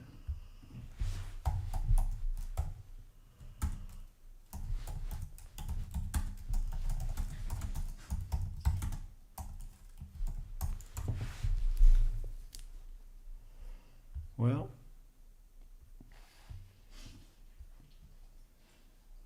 could be.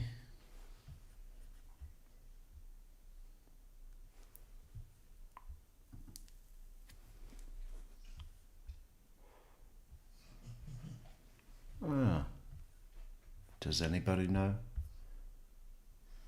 What is the logo on that mug? There are Utah symbols with 2 pickaxes, but not that one. Not with that red thing in the middle. What's that? Dynamite. Could it be dynamite? A stick of dynamite? And a stick of dynamite.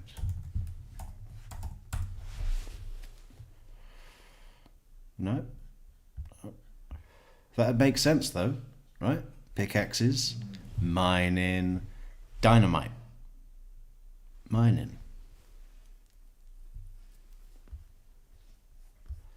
Anyway, we'll move on. We'll never know the truth of of where the judge gets all his mugs, but you can get mugs in the Metrix merch store, which is merch.truecrimemetrics.com. T-shirts, hoodies.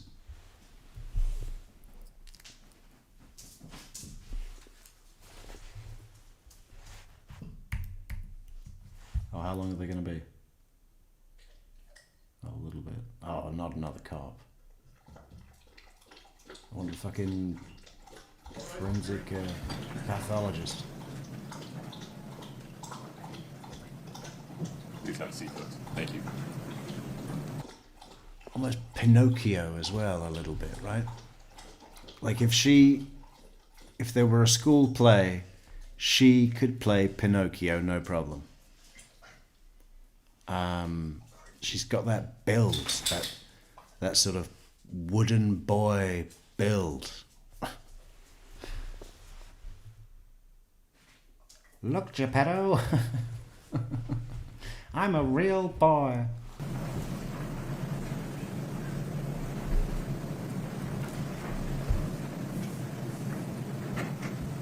All right, have a seat. Thank you. Counsel, the state's next witness, please. Deputy Pimentel, please. Very good. Okay, so what Neverly Darling found interesting was Kouri's mom's demeanor in the body cam video. Unfazed. Totally unfazed, right?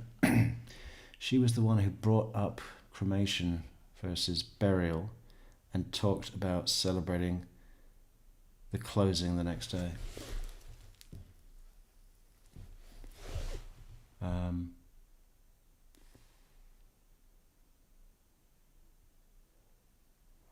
Well, I'm inferring that you are saying that she potentially was part of a conspiracy and that Kouri wasn't acting alone.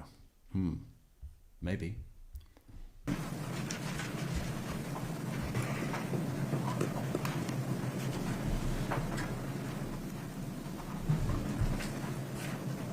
Will you step in front of Brittany? We'll get you sworn in. My apologies.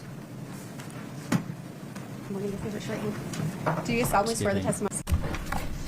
Yeah, If you could state your name and spell your last name, please. David Pimentel, Simon Pegg. P-I-M-E-N-T-E-L.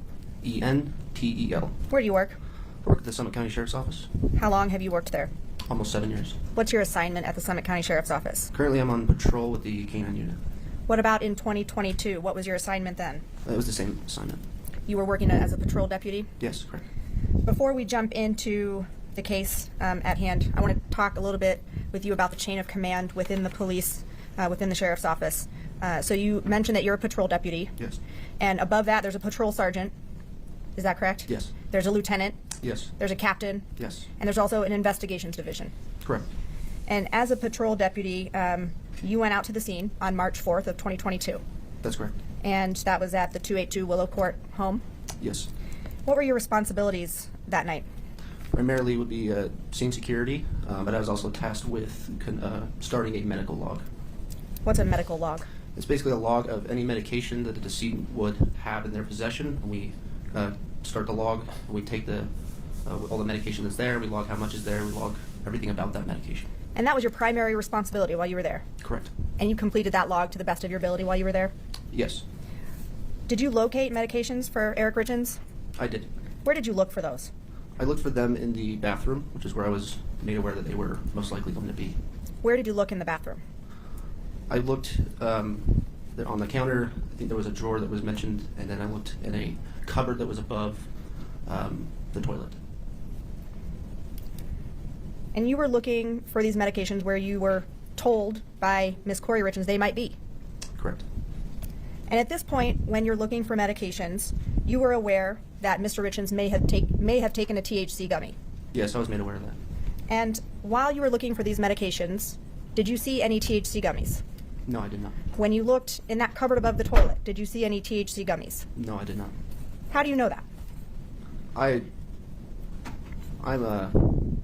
on part of my duties on patrol is typically to look for narcotics, and so I have a lot of training and a lot of experience in locating narcotics such as THC gummies, THC products, or other narcotics and paraphernalia that goes with it. So you're familiar with what those look like? Yes, I am. And if you would have seen them on the night of March 4th, what would you have done? I would have left them where they were at, and then I would have notified the investigations team when they came in that there were in fact narcotics located while inside the house. And you didn't find any? No, I did not. Narcotics. The gummy bears. You didn't find any drug paraphernalia? No, You didn't find any illicit drugs? I did not. Just a moment.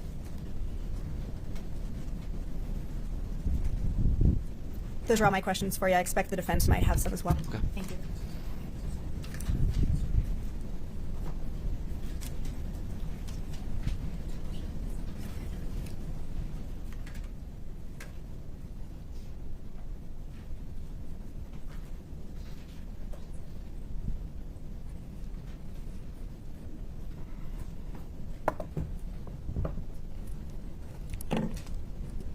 Good morning, Deputy. Good morning.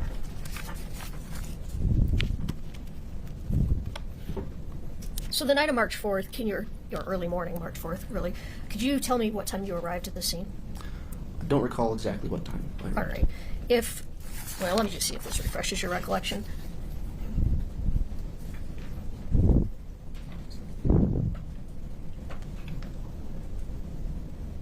Yes, that seems about right. Yes. So about what time did you arrive at the scene? Around 3:30 or 3:50. 3:50. And what time did you leave? I also don't recall exactly what time I left. Would it be accurate?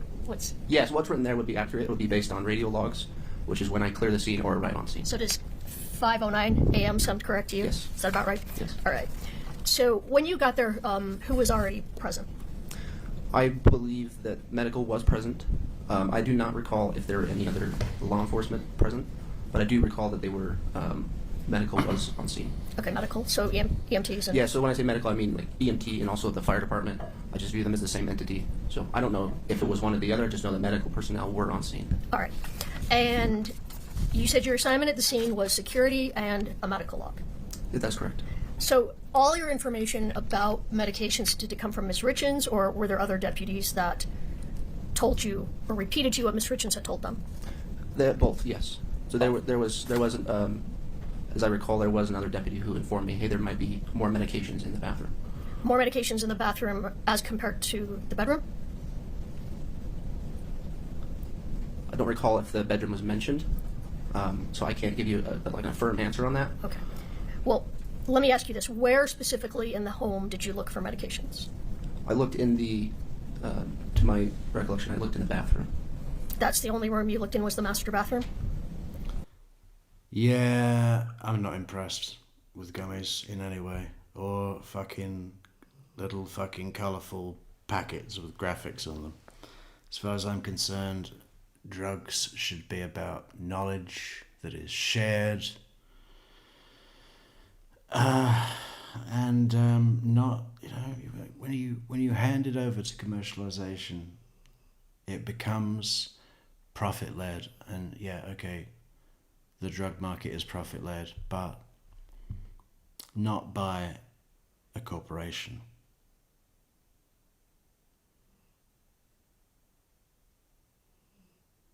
It's profit-led by supply and demand. That's different. Fucking, and everything's measured to a certain, it's like, and and that's supposed to be like an amazing thing. Oh, it's certified. It's exactly 3.6 micrograms. Blah, blah, blah, blah, blah. Fuck. Knowledge is power. Knowledge is truth. Share the knowledge. Don't trust companies with colorful packets.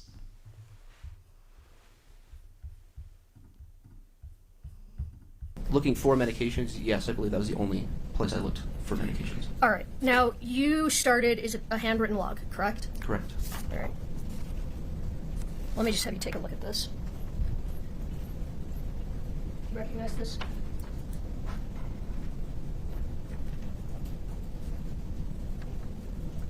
Yes. All right. So that's a list of medications that were found. Is that correct? Correct. And that is not all in your handwriting, true? Yes, that is correct. All right. So what part of that is in your handwriting? The first three of them that are in black ink, I believe, are my handwriting. And are you aware who? Major split on this poll. pretty even. So 33% say Kouri can't wait to get up on the stand. 17% she won't want to, but she will have to. 10% say she wants to, but won't do it. And 40, the winner is, no way she would ever go up there.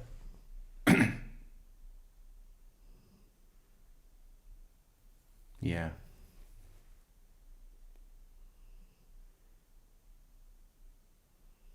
I guess so.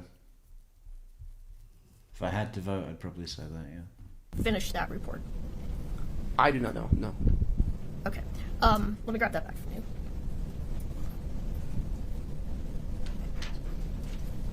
Can I just have one moment, Your Honor? Of course.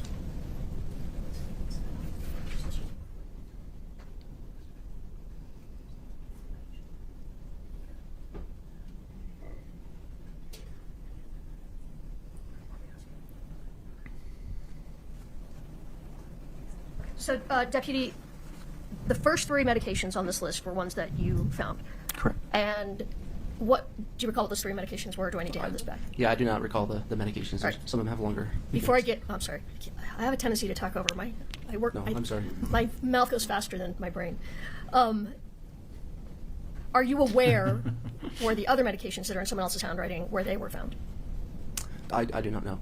All right. Let me just have you take a quick look at the first three then that you found again. Okay.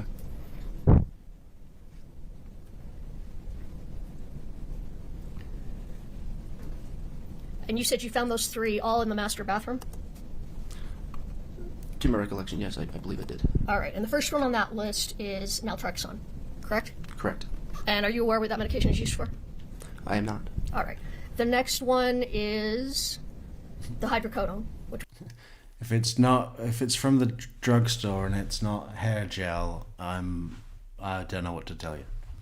spoken about, correct? That's Yes, what the next yes, one is you wrote that's down. next And the third one was, you might have to remind me, I'll do my best. Doxycycline? doxycycline. Okay. Doxycycline, yes. Cycline. All right. And you're not aware with that They like each other, don't they?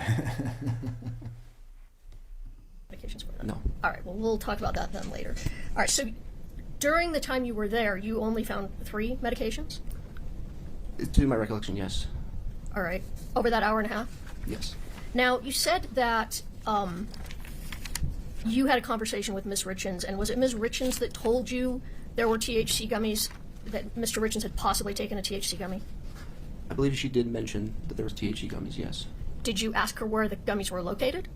I do not recall if I asked her that question. All right. Would that be important?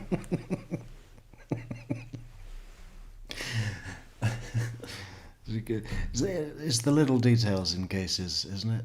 This case wouldn't be the same if it didn't have an element to it that, like, she finds him stone cold, dead, mouth open, drags him out of bed, CPR, fucking ambulance get there, fire brigade, everything. It's like oh, he had a gummy bear. To know, since you were looking for medications to log? Only if they were prescribed to him would I be looking for them.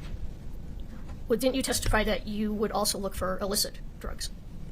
No, I was not looking for them, but if I had seen them during my time, then I would have made a note of them. You would have made a note if you'd seen them. However, you were told that he had possibly taken this drug, but you didn't think to ask where that might be located so you could log it? No. All right. So where specifically in the master bathroom did you look? I believe I looked on the counter. If you walk in and then on the left side, there's a counter there. I believe I looked on the counter. I believe there was. Maybe you're right, Cindy. Yeah, I could see that happening as well. To be honest, it's that's why the poll is so split. Oh, now it's even 36% each for no way and yes, yes, yes. Wow, totally divided. A mention of one of the drawers had it, and then also on the opposite side, above the toilet, there is a cabinet, and I looked in there. I'm sorry, you say that last part again? So on the right side of the bathroom, there's a toilet, and then above the toilet there is a cabinet, and I looked in there. All right.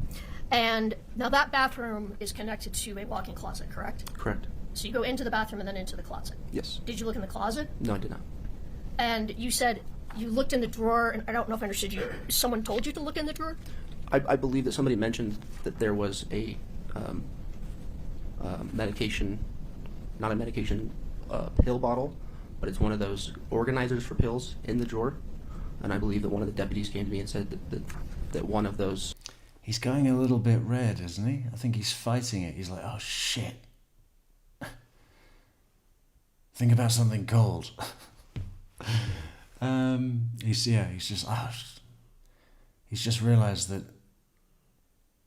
this isn't a date that he's on. Why am I behaving like this is a date? You're a cop. You're not on a date. This is a fucking trial. Save the sweet talk, sweet tooth for after the show. Fucking hell. Was in the drawers in the bathroom, so that's why I looked in those drawers. Yeah. All right. And I see myself in 5 years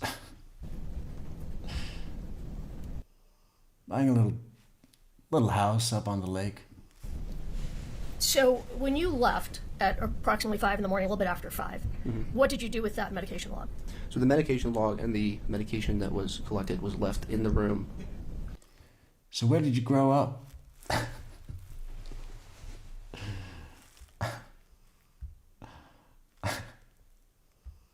On the dresser that was in that room. You didn't hand it over to the person that was taking over for you? No, I did not. You didn't write a report that night, correct? No. But you went back and wrote a report in January of 23, correct? That's correct. So almost a year later? Correct. And what was the purpose of that January of 23 report? I was asked to write a report for that incident at that time, so I went back and wrote that report. And was the purpose, well, let me rephrase. In that report, it was a very short report, correct? Correct. And now someone's going to be writing a report about him. Hey, Officer, what is it? I can't see. Officer Bentley. Officer Bentley, why were you behaving on the stand like it was some kind of weird date? And it was basically that you left the medication log on the dresser, correct? It was, yes, to describe my involvement in the case. It was ever since she said that thing about, hey, I guess my fucking mouth moves faster than my tongue, or something. What was it?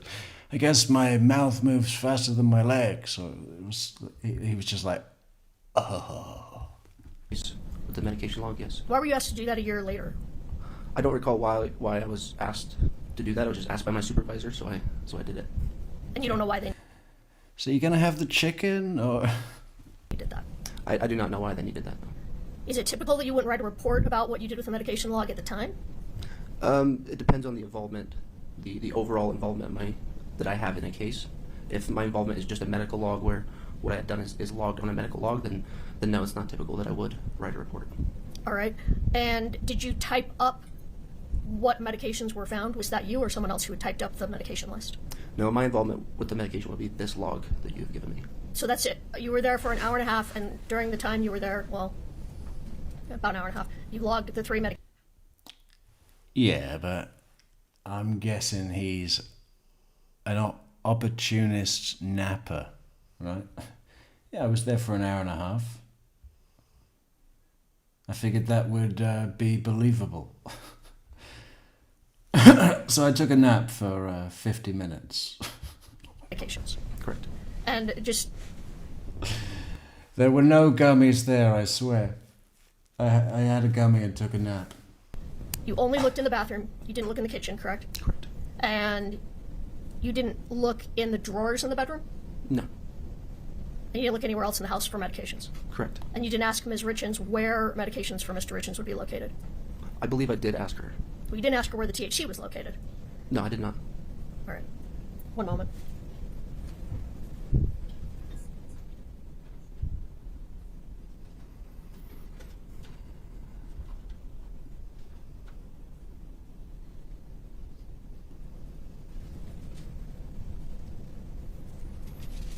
You mentioned that you were also in charge of scene security. What did you do in terms of security that night? I secured the room in which Mr. Richens was found. How did you secure that room? I just stayed by the door to make sure that no one was getting in. I secured the room. How did you do that? I stood by the door.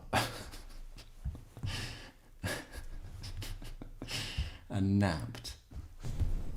Standing up. That was the entirety of the security at the scene? Like Well, that particular area, yes, there. That's how giraffes sleep. You like giraffes? Yeah, buddy of mine had these tickets to the zoo, and it's supposed to be this, really tall giraffe there, and I was thinking, Sunday? There were some children in the house that were trying to get in, so my job was to make sure they didn't get into the room. Did the children, they did try to get into the room? Yes. Was Ms. Richens with them? No. All right. And you said you're with K-9? You're with the K-9 unit, correct? Yes, that is correct. And as part of your duties with the K-9 unit, you search for illicit drugs on scenes? It depends, but yes, I have done that in the past, yes. Well, I mean, the point of a K-9 dog, isn't it a drug-sniffing dog? The point of mine, yes. Yes. All right. So you're familiar with searching for drugs on the scene? Correct. So is it fair to say that the search you did that day was not a complete search for drugs at that scene, correct? Correct. I was not searching for drugs at that time. Okay. So you were logging medication, but you weren't searching for medications? That is, I was logging medication, but I was not searching for illegal narcotics. And you weren't searching for medications either, right? Other than what was in the bathroom? Other than what was made known to me, yes. Yeah, I said, where's all the medication? And they said, in the bathroom, there's a medical cabinet. A medicine cabinet. They're all in there. So he went there. Seen the size of the house. All right. I have nothing further. I have nothing further. Maybe next time take it at Cracker Barrel. Women love tables that spin. Ms. Shervinick, any further questions? Yes, Your Honor.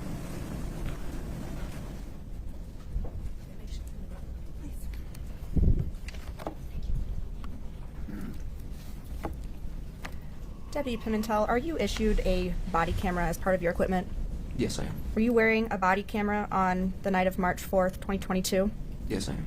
When you prepared your report for this case, even though it was some time later, did you review your body camera to refresh your memory about what took place? Yes, I did. If we could please show the witness 1-28D.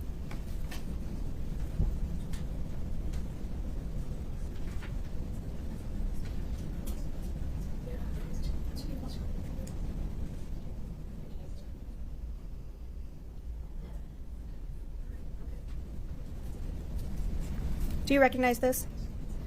Yes, I do. What is it? This is my body cam footage. Is it a... Can you tell how long it is by looking at that? How long The clip that you're looking at, does it have a time on it? I don't see it. It does not, what I can see does not have a time. Okay, now it does. How long is that clip? That looks A little bit over, so about a minute and 53 seconds. Okay, I'm going to move to admit 1-28D.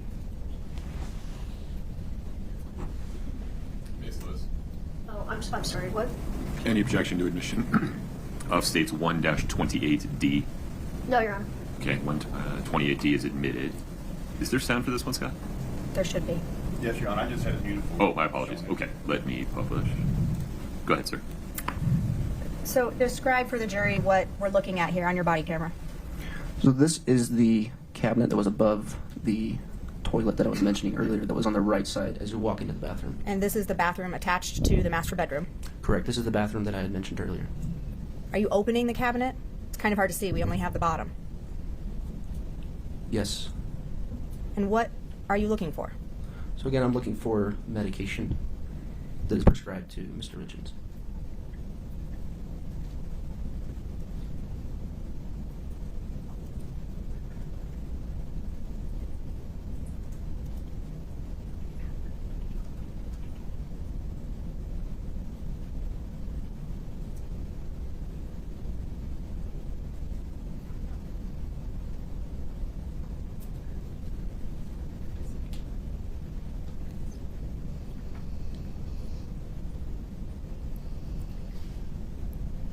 And that was the counter you were talking about in the That's drawer. correct.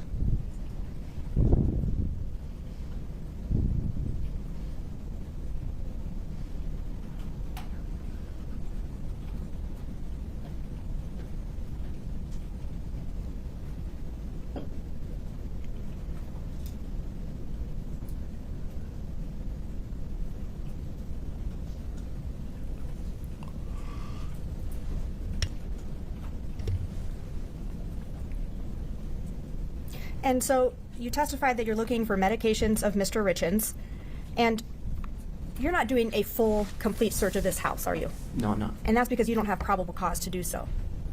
I don't have a reason to search anywhere else in the house that I Right. searched. And to do a complete search of a house, you need probable cause or a warrant, right? Correct. Just a second.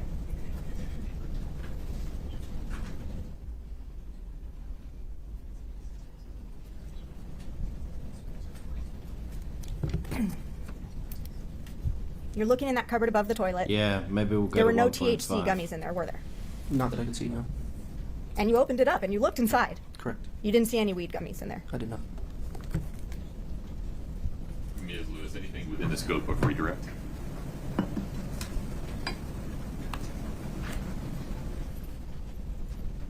Can you pull up States Exhibit 1-8 just for the... Sure.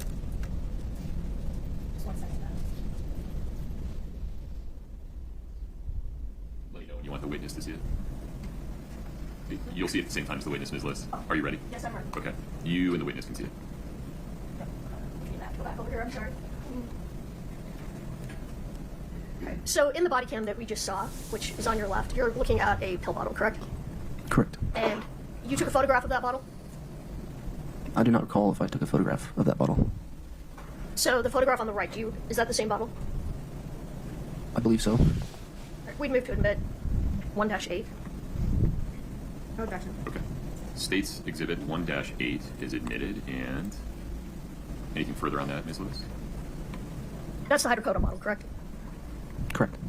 All right. Now, you said you were, well, we saw in the video, you were looking at the cupboard above the toilet. Correct. Did you look on top of that cupboard? I do not recall if I did. Well, that's a very high cupboard, correct? Correct. I believe so. So you wouldn't be able to see the top of the cupboard unless you got up on the toilet, true?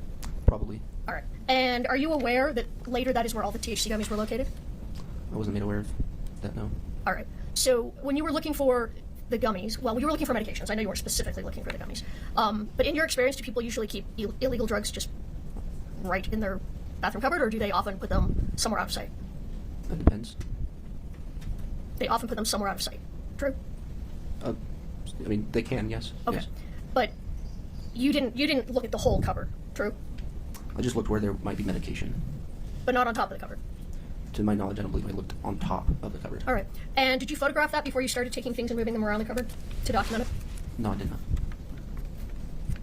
Let me ask you one other thing about when you secured the bedroom. Who came in and out of that bedroom when you were securing the bedroom? There were some other deputies and possibly some medical personnel. Anybody else at all? I do not recall if anyone else came into the bedroom. All right. I have nothing further. Anything further? No, yeah. Deputy, you can step down. Thank you. You mind taking that glass of water with you? Thank you, sir. Cancel the state's next witness, please. Margaret Offred, please. Okay.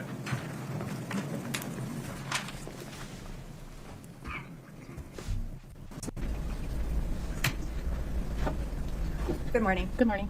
Go ahead and pull that mic close to you as we pick sorry. up your answers.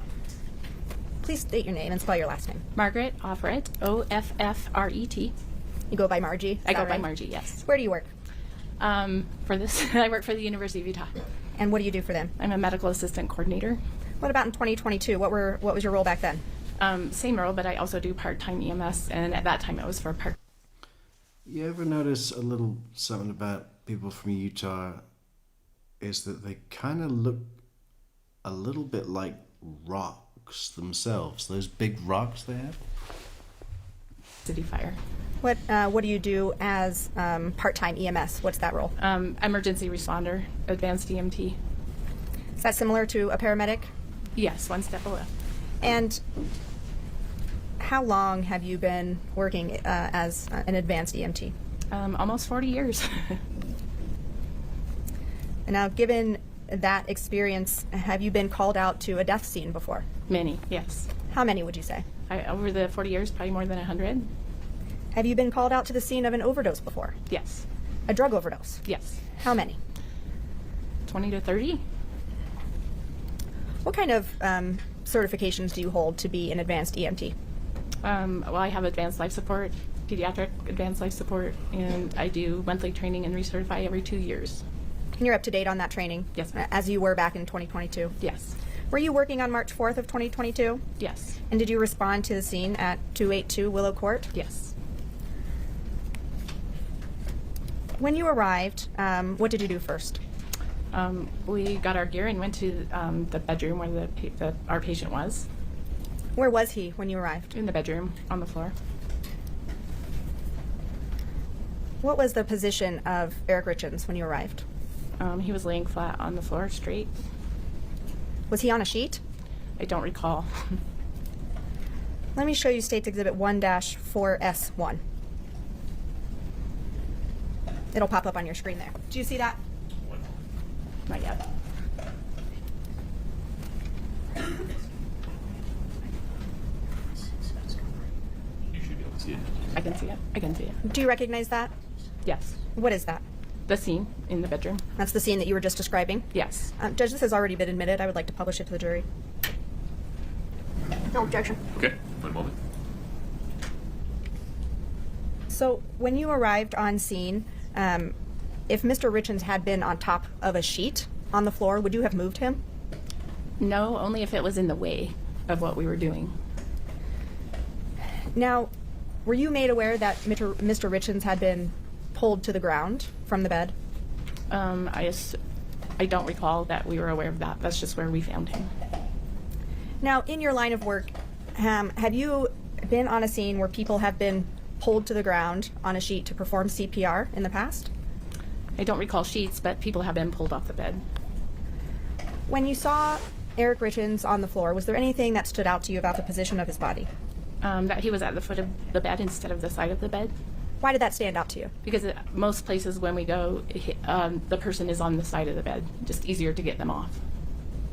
And anything about the physical position of his body that stood out to you? He was just very straight. What do you mean by that? Straight, like everything was straight.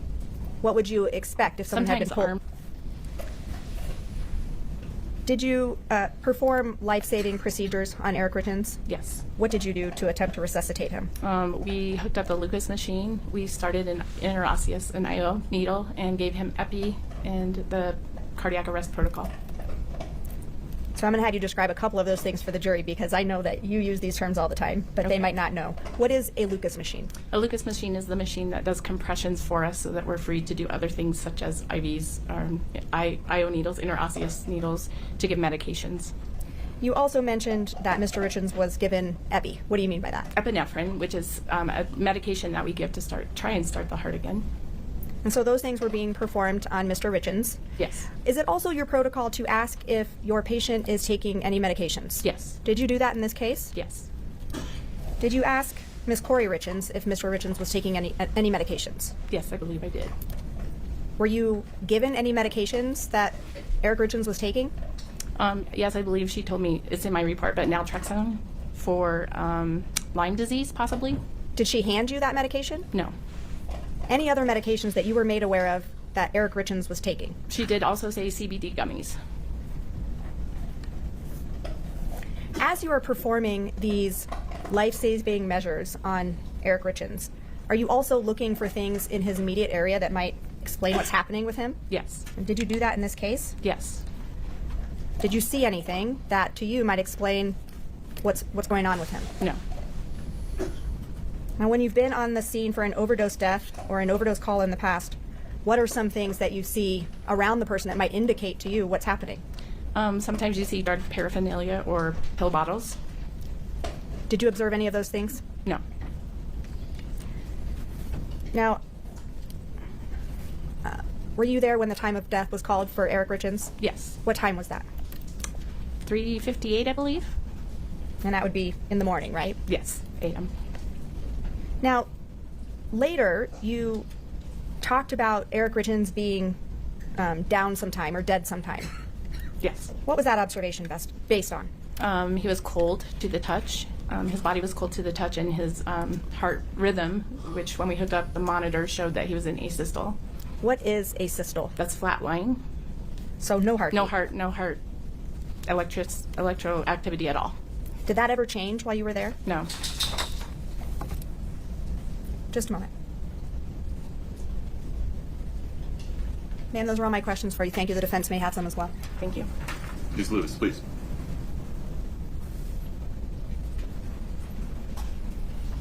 Good morning. Good morning.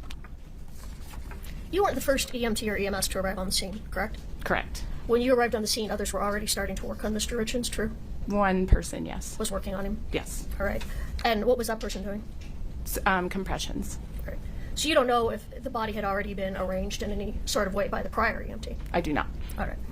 Now, when you were first called to the scene, you believed it was a call for cardiac arrest? Correct. Yes. That was the chief complaint that was brought to your attention? Yes. All right. And what did you do? What was the first thing you did when you arrived? We hooked our I had a partner. We were hooking up our monitor to see what kind of heart rhythm we may have, and then attaching the Lucas machine, which does compressions for us. That's cool. It is cool. All right. So you went directly into the bedroom when you arrived? Yes. All right. And you later wrote a report. It's called a pre-hospital care report? Yes. Is that true? Mm-hmm. Well, congratulations, Brian. Check it out. Grandpappy Brian. Just don't feed them, what's that thing that they have? What was it called? We looked it up.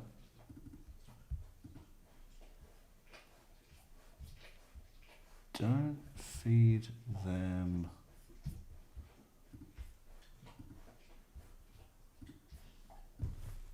creamies. None of this. Just don't let them eat anything from Utah. Okay? Ever. What's your state dish? Well, it's deep fried dough.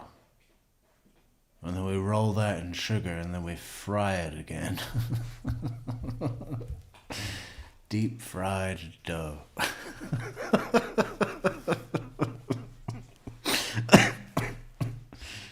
Oh, beautiful. Poetry. I'm just going to have you take a quick look at this and tell me if this is... Well, actually, can you just pull it up on the screen and show her?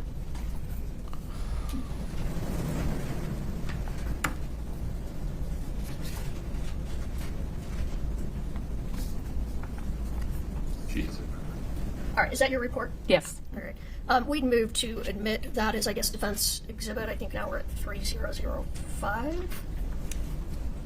I would object.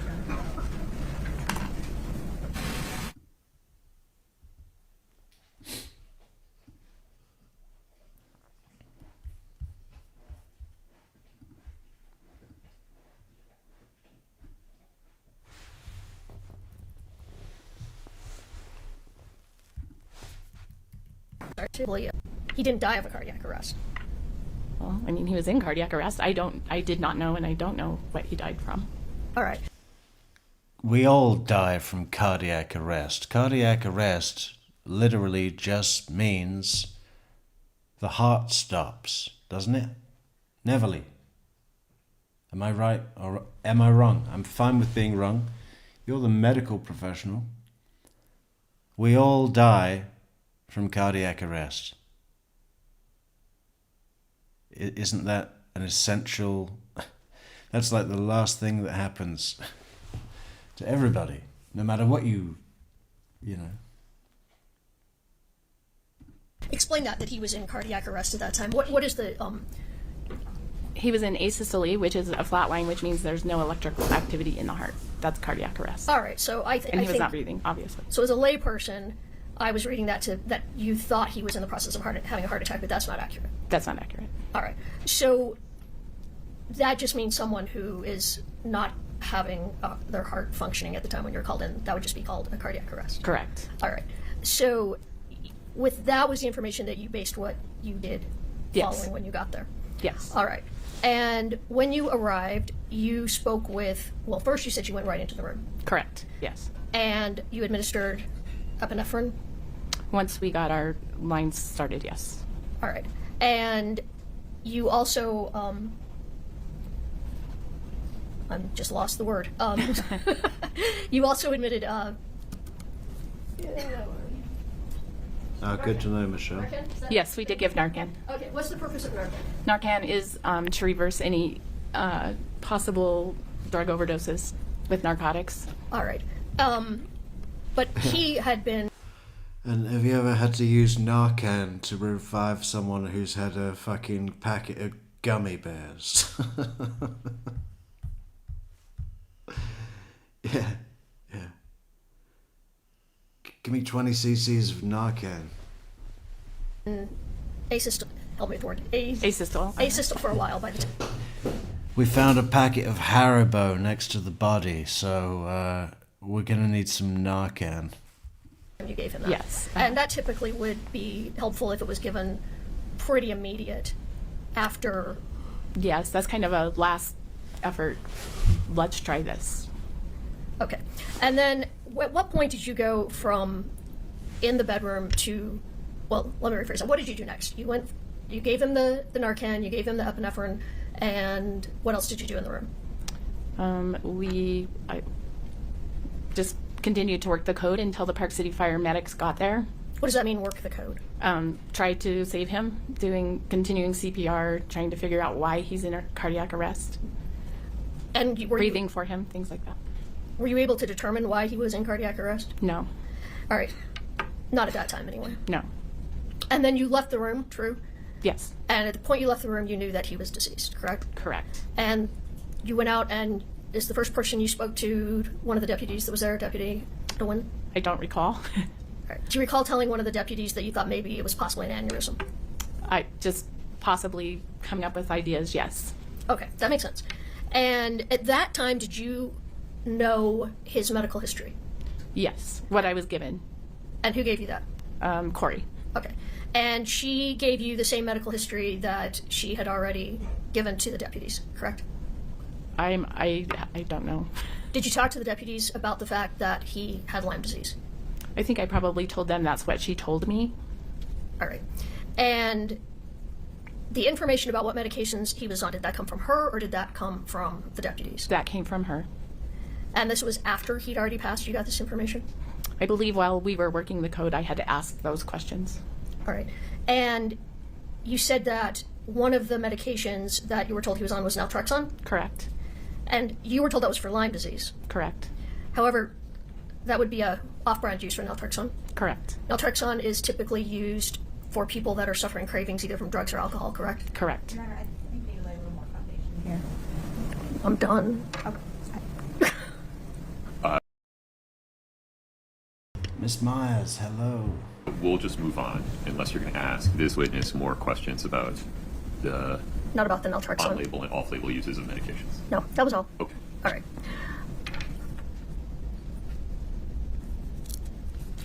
All right, just give me a moment. Let's just look at your report here.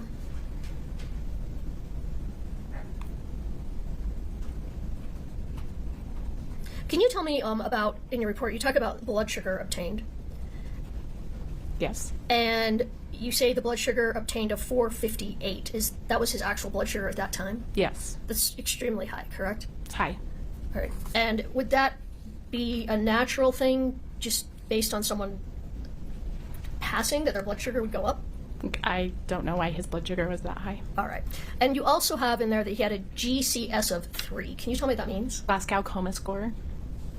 So that's basically he scored 1 on everything, which it goes from 5 to 1. Someone who's alert and oriented would get a 5. Someone who is not responding gets a 1. That's the lowest score you can get. 1 is the lowest score. 3. Oh, 3. Okay. Yes. And tell me again, what does GCS stand for? Glasgow coma score. Okay, thank you. All right. So then, are you the one that told Ms. Richens that Eric was in fact deceased? Yes. Is this something that you've had to do before? Yes. So it wasn't the first time you told someone that their spouse or someone else with them had passed? No. And I imagine this is difficult. Very. And I would imagine that you've seen many different reactions from different people to that kind of news. True? Yes. From silent shock, correct? Yes. To hysteria? Mm-hmm. Sometimes people throw up. I haven't seen that but once. You haven't seen anyone throwing up after hearing that news? Not really, no. Okay. You never know what to expect, though. Correct. You never know how someone's going to react True. when they get terrible, traumatic news like that. Yes. Probably a little bit different for an unexpected death than maybe someone who's been terminally ill, true? Yes. Is it fair to say unexpected deaths get a wider range of reactions than someone who's been dying, say, for, months and it was expected? Yes. All right. Just back to your report for one moment. So everything in your report was done. It's a pretty good question. You were just writing down what you did based on the information you had. True? Yes. Yeah. Is it true to say that unexpected deaths get a wider range of people's reactions than deaths that have been expected for some time?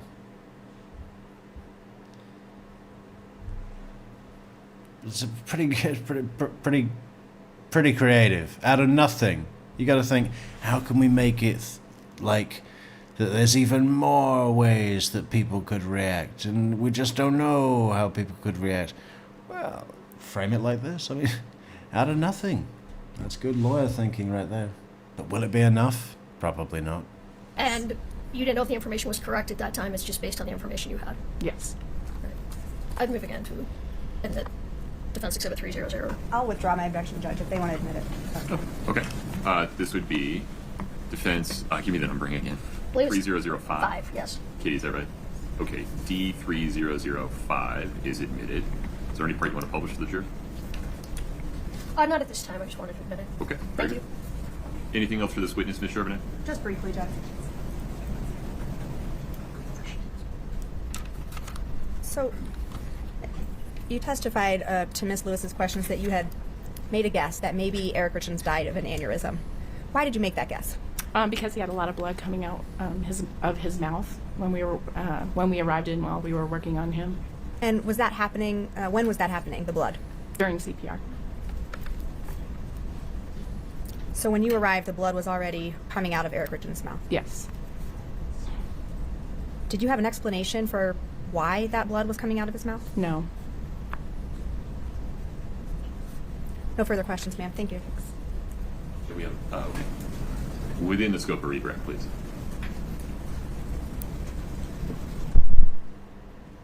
It's not unusual to see blood come out of someone's mouth during CPR, correct?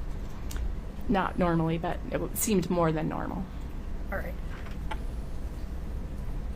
So the machine cool machine, what's it called? Lucas The machine. Lucas. That, can you describe the sort of pressure that that machine uses? Well, it compresses the chest as you would in CPR. It's a continuous compression that, it's like doing CPR with your arms, only more steady than a human can do. And consistent in terms of the amount of pressure. Correct, yes. Whereas humans of different sizes have different amounts of pressure. Correct. Did the machine break any of Mr. Richens' ribs? I have no idea. You don't know. Does it sometimes do that? I don't know. All right. Well, as a trained EMT, when compressions are being given hard compressions, if there's blood in the lungs, it wouldn't be unusual to see that come out, correct? Correct, yes. And in order to do efficient CPR, one, you would need to be trained, correct? Correct. And fair to say that a very small person who's untrained would have difficulty doing the strength of compressions that's necessary when giving CPR. They could, yes. Okay. All right, I have nothing further. No questions, Jim. You can step down. Thank you. Thank you.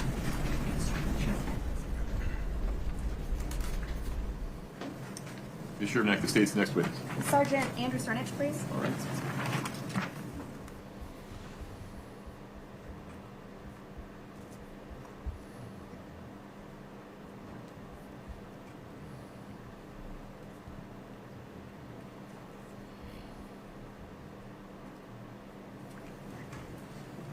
Sergeant, if you'd step in front of Brittany, we'll get you sworn in.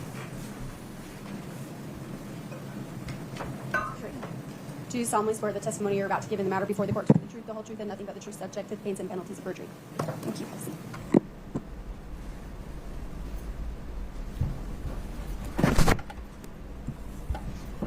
Good morning. Good morning. Go ahead and move that mic close to your mouth so we can get all your answers. State your name and spell your last name, please. Andy Cernich, C-R-N-I-C-H, Where do you work? Summit County Sheriff's Office. And what's your role there? I am a sergeant on patrol. And what about back in 2022? What was your role? First, let's talk about the Sheriff's Office. What were you doing for them in 2022? In 2022, I was a sergeant working in the jail. And back in 2022, did you have other first responder roles or other jobs that you did? Yes, I also worked for the Summit County the South Summit Fire Department as a volunteer fire. What do you do as a volunteer fireman for South Summit? I respond to emergencies through the fire department and assist medical on medical calls. So, were you working on March 4th of 2022? I was. What capacity were you working in on that day? I responded as a on-call firefighter to assist medical. And did you respond to the home at 282 Willow Court? I did. Now, describe for the jury, even though you're a trained police officer, what happens when you're on duty as a fire department role? On the fire department role, we're trained in numerous different things as first responders. I also recently had quit working for South Summit EMS as a advanced EMT, so we assist with whatever needs fire department needs. At that time, I assisted with the CPR efforts of the individual. But it's fair to say that when you get called to a scene in your EMS role, you don't mix that with your law enforcement role. Correct. You stay in that lane for that call. Correct. So what were your responsibilities? Just highlight that for the jury when you arrived at the scene that night. When I arrived that night, EMS had arrived before I had. I asked what they needed, and they asked me to take over airway. At some point during your responsibilities there, were you asked to look for medications? I was. If we could please show the witness Exhibit 1-5S.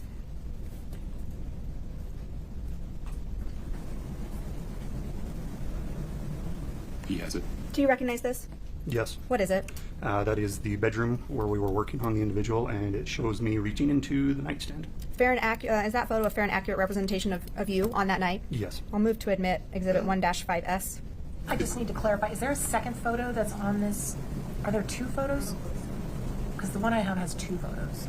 And this may be a later one or an earlier one. Ms. Shermack, forgive me, is this the 1 through 5 series? No, it's different. Different number. Okay. There are two pictures. No objection. As long as both pictures come in, no objection. Sure. Okay. Scott, will you go back to picture number 1? And I'll publish now. Just make sure the jury sees both photographs in 1-5S, which has been admitted. And that's the exhibit you just looked at? Yes. And describe for the jury, where are you in this photo? I'm the one wearing red next to the bed, where I just turned around from retrieving that bottle from the nightstand. Scott, if we could go back to the first image, please. And what does this image show? I believe that's where I was searching the nightstand drawers for any type of medications. And you were asked to search, right? Correct. Who told you to look for medications? I believe it was Margie Offred, who was the EMT on scene running the scenario, or not. Oh no, I'm having flashbacks to, what's that guy's name? Sergeant Colburn from Manitowoc. Well, I'll be the first to admit I handled the nightstand pretty roughly, shaking it, turning it, twisting it, dropping it. There we go, but the scene. And Scott, if we could go to the next image. And you pulled something out of that nightstand, right? Yes. If we could show the witness Exhibit 1-8, please. This has already been admitted. We can publish it to the jury. Do you recognize this? Yes. What is that? That is the pill bottle that I found in the nightstand. Just a moment. Sir, those are all my questions for the defense. May have some as well. Thank you. Thank you.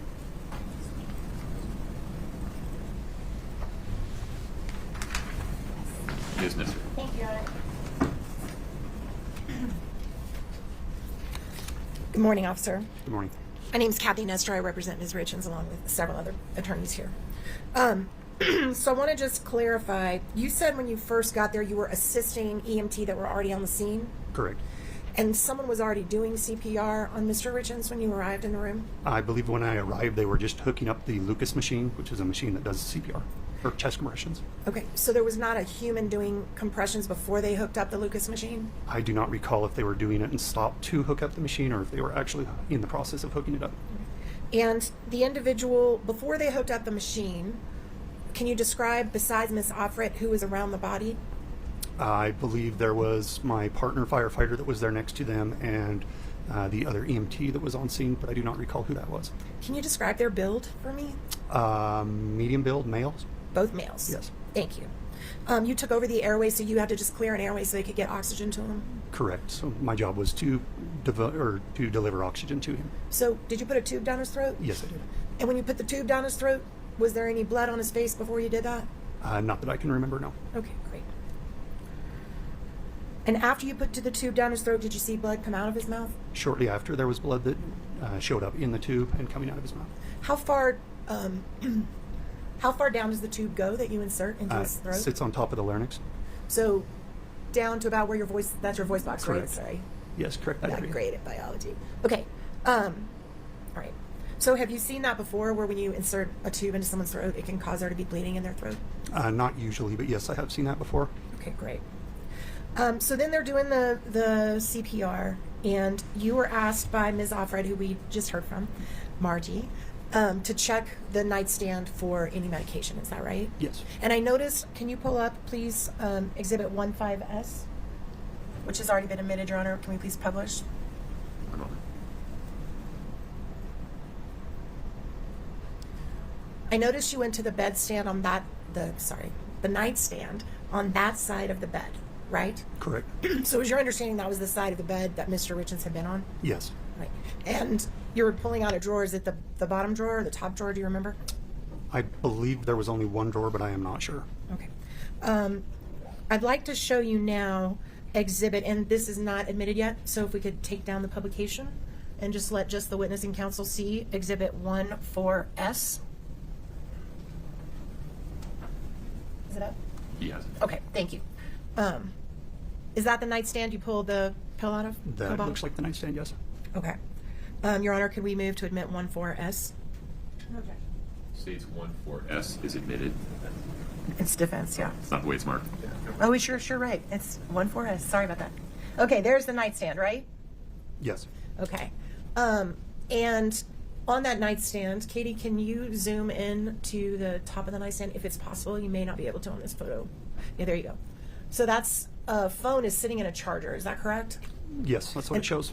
And right next to it, it looks like an Apple Watch that's on the little watch charger right next to it. Is that right? Can you tell? Is that the one in front of the phone? It's to the back of the phone. Oh, okay. See the I little see that, the little yes. square? I think that's an Apple Watch, but if I'm wrong, tell me. I do not know. It very well could be. And this picture of the nightstand, there's no wallet on it, correct? Correct. There's some pills and a little metal, like push thing that you push pills out of, right? Do you see that next to the TV power? Yes. All right. And were those pills taken by you or anyone else, do you know, to be tested? They were definitely not taken by me. Okay. All right. Can we also just to the witness only show State's Exhibit 1-9? Only the witness. It's not admitted yet, Your Honor. Yes. Do you see that picture? That's a little better and clear and close up. Yes. All right. In that picture, were you still there when the wallet was put on the nightstand? I do not recall if I was or not. Okay. But that is the same nightstand we're talking about. Yes. Your Honor, can we move to admit 1-9? No objection. States 1-9 is admitted. May we please publish it to the jury? Okay. Can we please blow that up as big as we can, just focused on the nightstand? Okay, so here you can see the Apple Watch a little more clearly, right? Yes. And you can also see a wallet that's been added to the table that was not there before, right? Yes. Did you put that? We don't know the timing of these photographs. That foundation has not been laid. Well, it's in now, so. You can compare the photos. You can't state when the wallet was there or wasn't there. Okay, sorry. I'll retract that. That's fair. Can we zoom in at the very bottom of the power of the power TV? There's some white specks on the nightstand. Can you try to zoom into that if possible? Right there. Do you see those white specks on the nightstand? Yes. Did you see the white specks on the nightstand when you were there that night? I do not recall it being there. Did you gather them or swab them or put them in a little plastic bag to be tested later? I did not. Right. So as you sit here now, can you tell the jury what those white specks are? White specks. That's it. All right.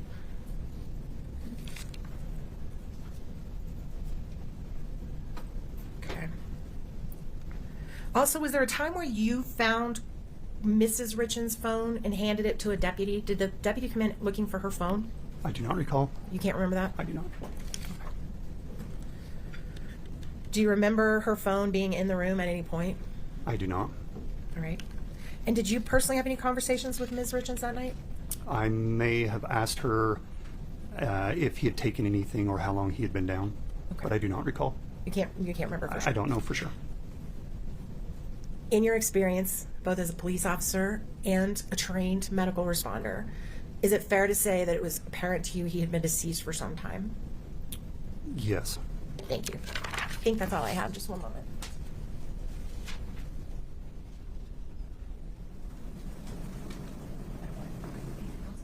Thank you, Your Honor. I tender the witness. Ms. Sherman. One question, Judge. Sergeant Cernich, was it your job that night to collect evidence? It was not. Okay, that's all I have. You can step down, sir. Thank you. Mine. You might bring a glass of water. Your Honor, he can be finally excused. Yes, you are released, sir. Thank you. Thank you for asking. Mr. Bloodworth. Your Honor, the state has a witness ready, but I think the defense wanted their expert to be present. Judge, yes, we had an agreement that we would be notified of when the expert would be testifying, that we are expert to listen in. That wasn't done, and so we're trying to work that right now. We emailed or texted our expert, and we're working on that, but he has not responded as of yet. So I've asked Mr. Burmester if we could move it to the back of the line until I get notice. That expert is somebody that's physically present in the state of Utah? Yeah. Their expert. Yours? No, he's going to be remote WebEx listening in. Okay. May we take I'm going to let you stretch your legs here for a minute. This may take a minute. Rise for the jury, please.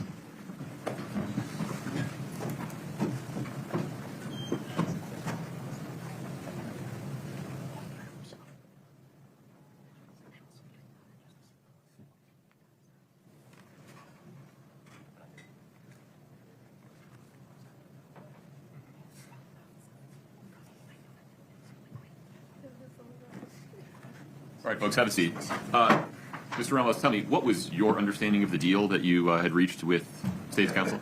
So what we would do is we would be given 24-hour notice. Fucking A, bro. I'm gonna fucking fuck up where the fuck you fucking with me. Be present physically or listen in to the procedures. With the idea that if they're listening in real time, they can send you feedback, suggestions. Not even that. Well, I mean, obviously, I would be able to consult with them if that was the case, but more than anything, so they could listen in to see if they were going to offer anything in rebuttal. They can do that no matter what. I mean, I can watch the entirety of yesterday's proceedings right now on Court TV. That's why I'm saying it's kind of two-part. Okay. And then I'm inferring that your position is that who's the expert? Your Honor, it's Dr. Ulmer, the medical examiner. Okay. Was this person on the witness list or the proposed list for today? Your Honor, I guess no, although we had a discussion at the end of yesterday's trial that where were we going after crime scene, and I said, I informed counsel whatever 5 o'clock yesterday that we would be going to medical examiners after crime scene. So it's not. This isn't a shock, but I did not say we will bring in Dr. Ulmer tomorrow. How long do you think you have in your direct with Dr. Ulmer? My direct is probably 30 minutes. Okay. So.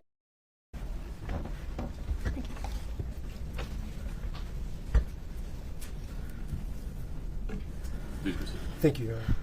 Ms. Mobley, can you please state your full name and then spell your last name for the record? Maggie Mobley, Mobley. Are you employed, Ms. Mobley? Yes. How? I'm employed with the Utah Office of the Medical Examiner. In what capacity? Right now I'm a medical examiner's assistant. Okay. Do you know a term morgue clerk? Yes, that is what I was in 2022. Oh, okay. So it's a different job assignment, not a Yes. rotating one. Mm-hmm. Okay. May I ask you just to pull the mic a little closer to you? Thank you. I appreciate it. So in 2022, you were a morgue clerk? Correct. Could you describe what a morgue clerk does? A morgue clerk is responsible for receiving and releasing decedents as well as answering phone calls and the door. I see. So could you tell us just very briefly how a body comes in just generally and what the procedure is? So a case will come up in our system. We will make a folder with the decedent's information, and then transport will bring the decedent to us, and that's when we take custody of the decedent, and then we will inventory the decedent's belongings. I see. So you say transport. Is that oftentimes a vendor that's contracted with the Office of the Medical Examiner? Yes. Okay. In this case, were you working on March 4th, early morning, Yes. March 4th? Did you receive the body of Eric Richens on that morning? I did. Okay. So walk us through the vendor. Okay, the next witness after this is the forensic pathologist. Brings the body in. What happens? What happens? I'm responsible for breaking the seal. Okay.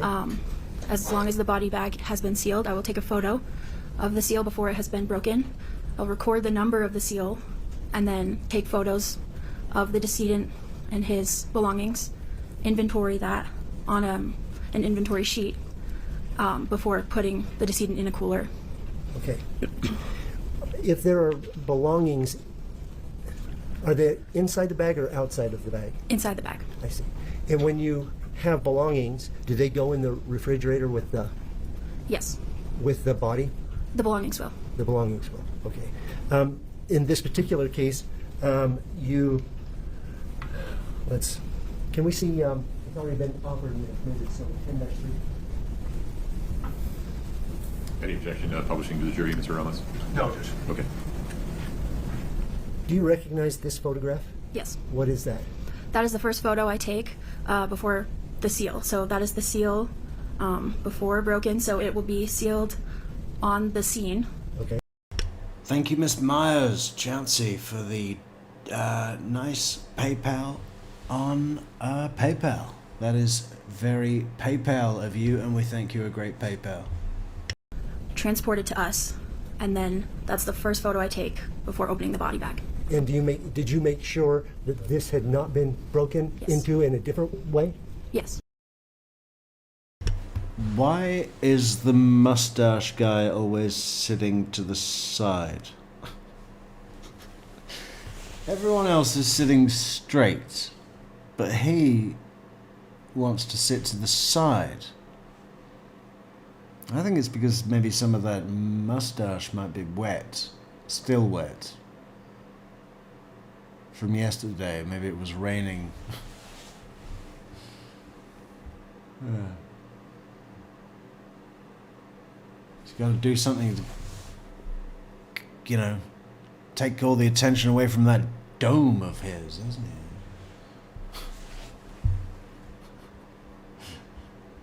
Okay. Is that your case from the Office of Medical Examiner? Yes. Okay. So, how do you break the seal? With scissors. Okay. And then, once that's happened, what did you do in this case? So how do you break the seal? With scissors. We have a special forensic tool called scissors. You'll open the bag. We will write down the seal number on our papers for our record. This is a written checklist or a written form that you fill out? Yes. I see. Okay. And then we record the clothing that the decedent would be wearing, any medications that would have come with the decedent, and any identification as well. Okay. Did you record that in this case? Yes. And what did you do with the identification? Driver's licenses, we make a copy on our copying machine, and those will stay with the folder and the paperwork. How about any medications or medication bottles? Yes, we receive those and put those in a locker as evidence. Okay. And are those made available to the medical examiner doctor who later? Yes, our investigation will take custody of that, and the doctor has access to all of that information. I see. Upon completion of the autopsy, and if it comes to a point where there's no more need for the physical body, in this case of Eric Richens, what happens next to the body? With the body, as you mean as a morgue clerk? Yes. We would release to a funeral home. In this case, I'm unaware. Okay. Sorts of things released to the funeral home as well? Yes, as long as they were not collected as evidence. I see. Okay.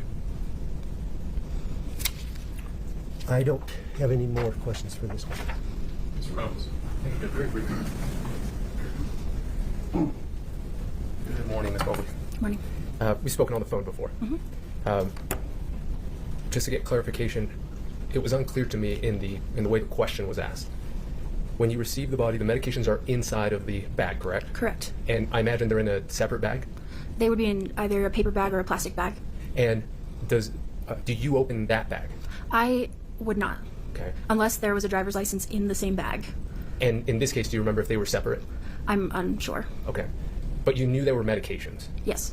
And I imagine the reason, or just tell me the reason, how you knew they were medications. They're in the photo. You can see them. And which photo was that?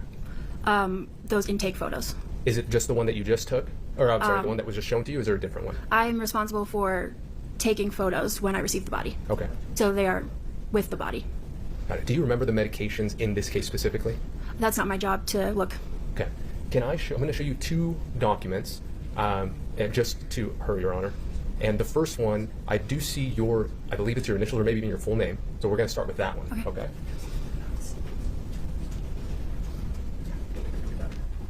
Do you recognize that? I do. Okay.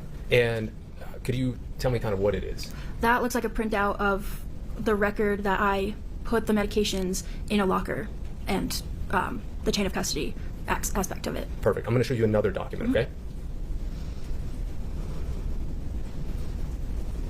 Now, do you recognize what this document is?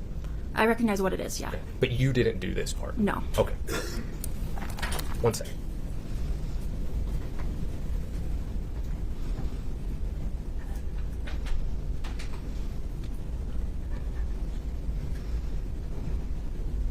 Now, is this this document that you're looking at right now, is it related to this case?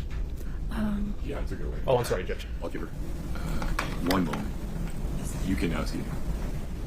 Yes. Okay. And is this something that's kept kind of in the normal course of business? Yes. Okay. We would move to admit at this point, Judge. No objection.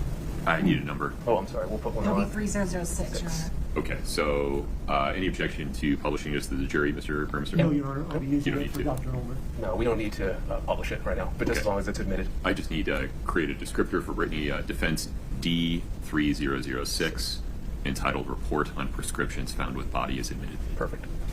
Thank you. No further questions. Anything further, Mr. Burmester? No, Your Honor. You can step down. Thank you. You're free to go. Thank you. What's next? Okay. I'll get Dr. Ulmer. Very good.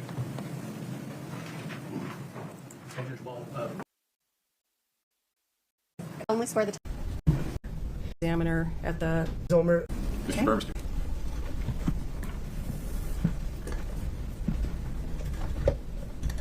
Might bang the mic down just a little bit. Thank you. Mr. Burmester. Thank you, Your Honor. Can you please state your full name and spell your last name for the record? Pamela Sue Ulmer, U-L-M-E-R. Ms. Ulmer, are you employed? No, I'm retired. In 2022, were you employed? Yes, I was a medical examiner at the Utah Office of the Medical Examiner. There's a term forensic pathologist. Is that what the capacity you were serving in? That's correct. What is a forensic pathologist? So a pathologist is a medical doctor who has gone through all of the medical training and then done residency in pathology.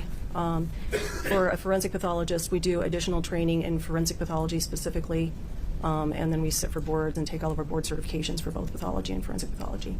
I see.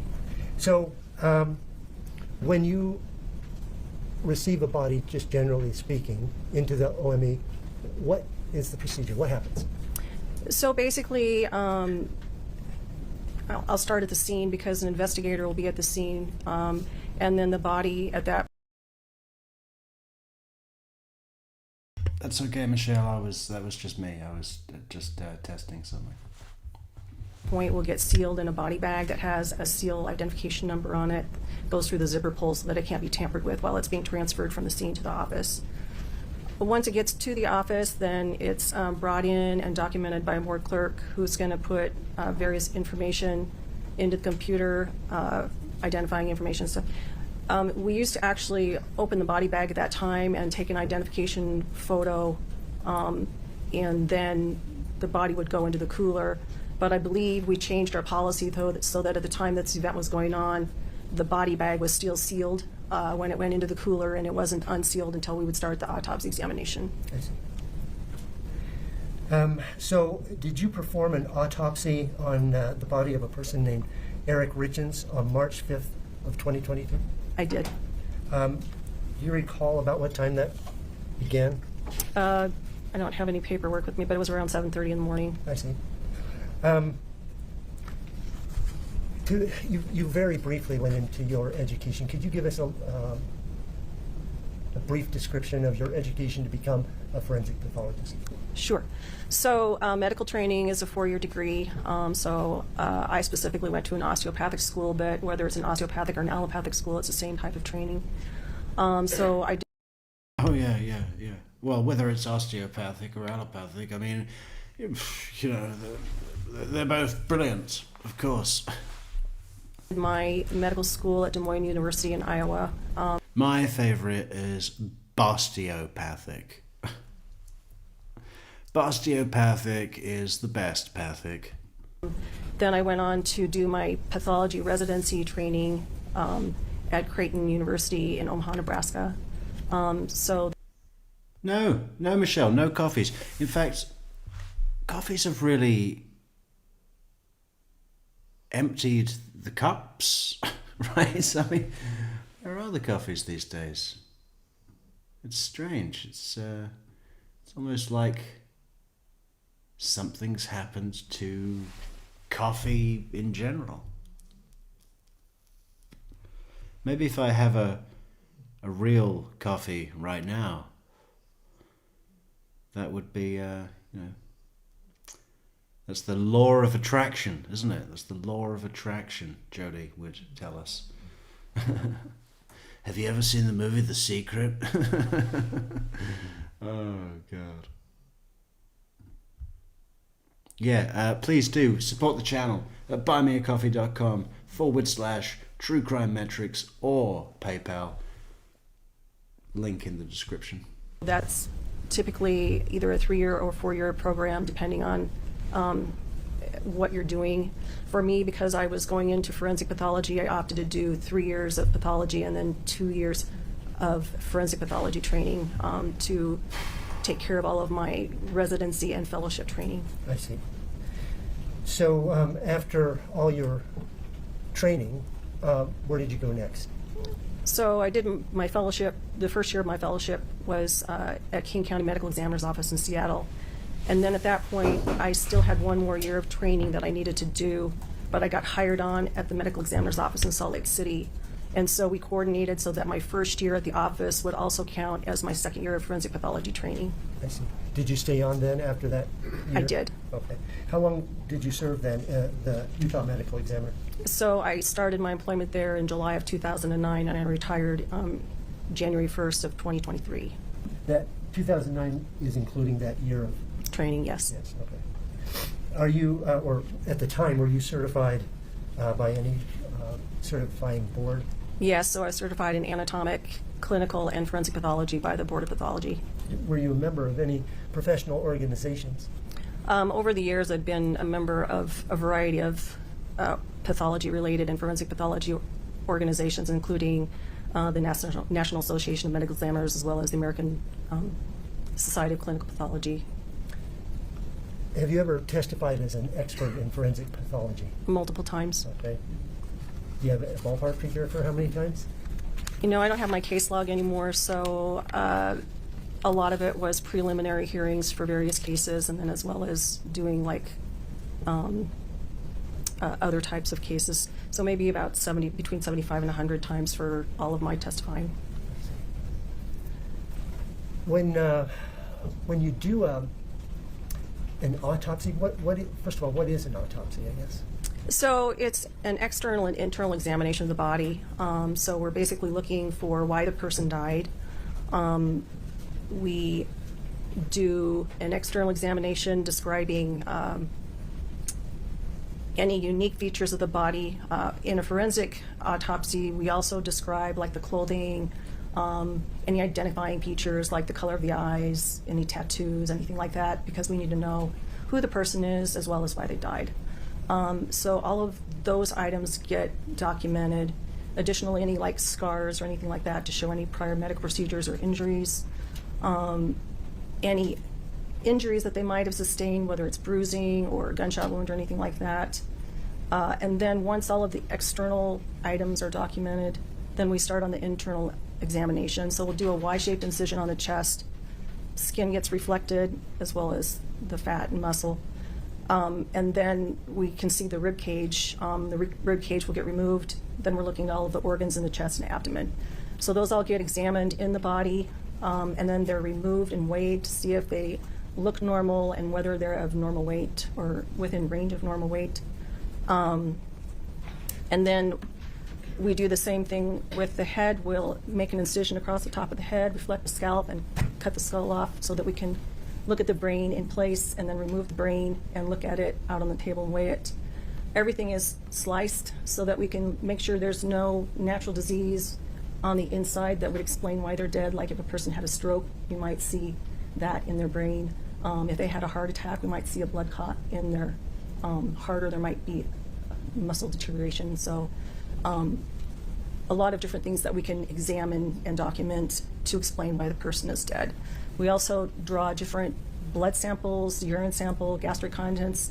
We're looking at all of that so that A, we can see what it looks like, and B, so then we can retain it for toxicology purposes. I see. So you go through, it sounds like you go through these methodically, like system by bodily system. Yes. Okay. Is that the standard in your field? It is. You mentioned also that you take samples, blood, gastric, etc. Do you always analyze those, or is that just by case by case? Some items are case by case. We'll routinely do toxicology analysis on blood and vitreous fluid. So that allows us to screen for common things, and then we can determine whether an expanded panel is needed or other testing. Since this case was during the COVID era, pretty much everybody was getting swabs so that COVID PCR could be done. And then there's other microbiological cultures that might be performed on a case-by-case basis, as well as other types of laboratory testing for, say, like potassium level or something like that. So it depends on why we think the person might have died to answer those questions. Do those samples get sent out to other labs, or are they examined internally at the medical examiner's office? They get sent out to other laboratories. I see. You've talked now about generally the procedure. Is that what you followed in this case? Yes. Okay.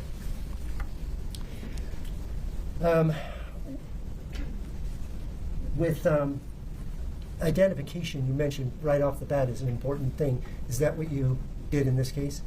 Yes. So obviously at the scene, because he was at his residence, his wife was able to identify him. But we also look at photographic identification, meaning driver's license, and we can compare that to the individual to make sure that they look like their photo.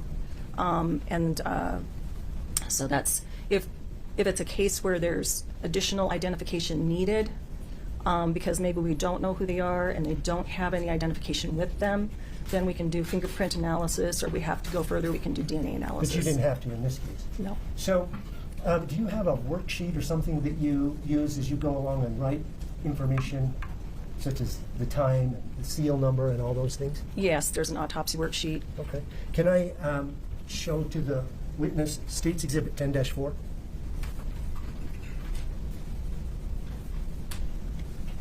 Do you see that up there? Yes. Could you, do you recognize it? So it's a body diagram showing notes that I made during the autopsy. Okay, and is it a true and accurate copy of that worksheet? Yes. The state would offer State's Exhibit 10-4. Yes. No objection. 10-4 is admitted. Would ask to publish that. There you are. Okay, there's one thing I wanted to have you identify. Have you written down the tag number from the seal? Yes, I have. And what's that number? It's 0002713. Okay.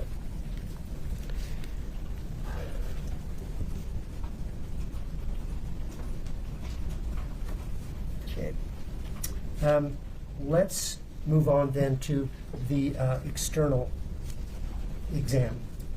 What did you notice or anything? We can take 10. I don't think that 10-4 is necessary. So basically, he had evidence that he had received CPR. He had an endotracheal tube in his mouth. He had needles in both shoulders in order for IV fluid to be submitted. He also had defibrillator pads that were on him. There was really no evidence of injury. EKG pads were also present, and I'm not sure. Okay. Well, was there blood present externally on his face? There was. Can you explain that? So, in cases of potential drug overdose, it is not unusual for opiate overdoses specifically to have pulmonary edema. So you've got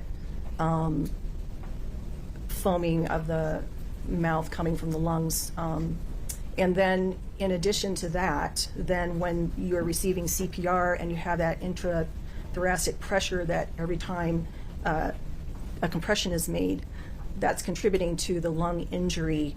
And so it's not unusual to have blood seeping out with that fluid from just the vasculature of the lungs.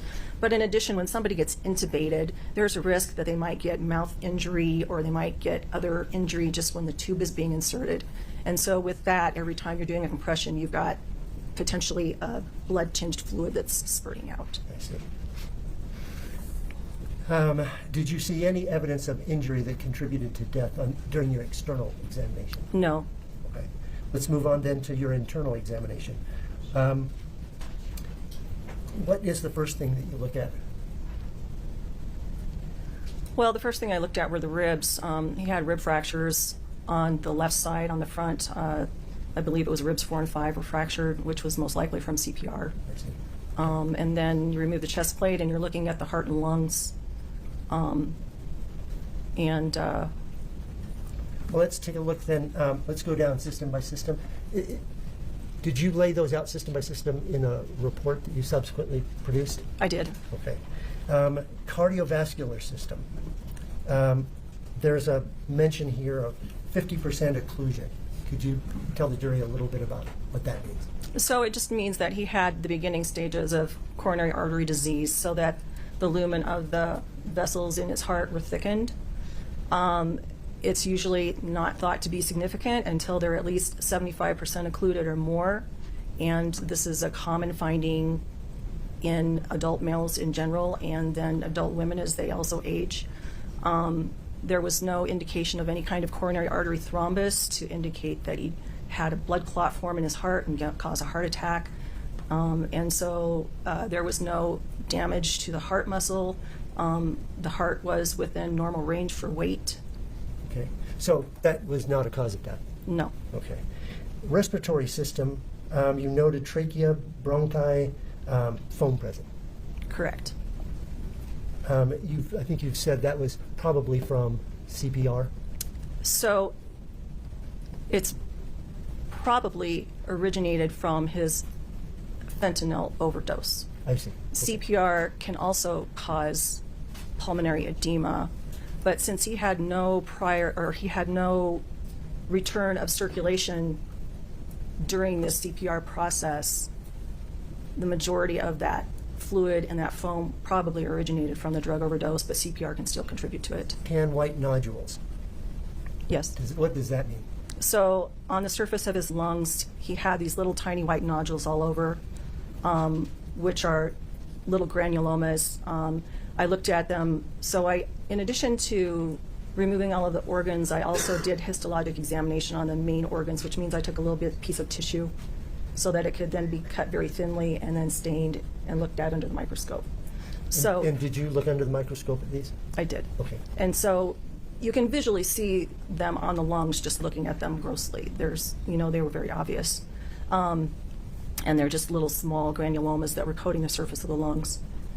I see. And, is there some significance in this case about those? There is, because his history, his work employment history, he was a stonemason, and so all of that dust that's created when you're cutting either brick or blocks, you can inhale it if you're not wearing a respirator or a mask, and then that goes into your lungs, and your body tries to protect itself by sequestering that stuff off, and so then these little granulomas form.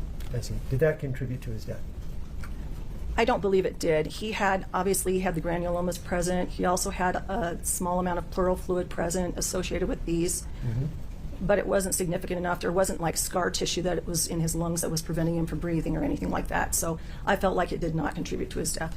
I see. Did you note anything about his liver and biliary system? Biliary? From my recollection, the liver was normal. There was no surprises there. Okay. What did you note, if anything, about the digestive system? Again, I don't have any notes in front of me, but he had about 700 milliliters of pink fluid that also had food particles in it that were partially digested. Some of that was retained and saved for toxicology purposes.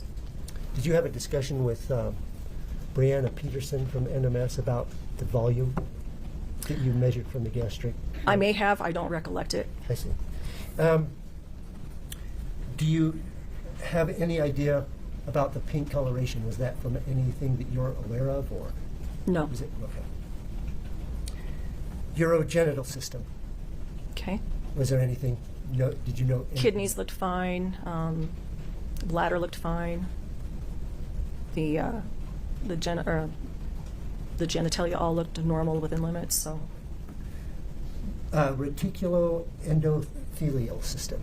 So that's referring to more like your organs like the spleen or lymph nodes, things that have to do with immune response. And he did have, so when you have those types of granulomas in the lungs, it's not unusual for the lymph nodes surrounding the lungs to also have the same kind of stuff in them and also have granuloma formation. And I did see that when I did histology on those lymph nodes in that area. I see. Otherwise, the spleen and everything looked normal. Endocrine system? Was there anything that you documented? No. Excuse me. And musculoskeletal system, anything Other than the rib fractures, it was all normal. I see. Now, you mentioned you sent some samples out to histology. Did you receive those things back and look under the microscope yourself later?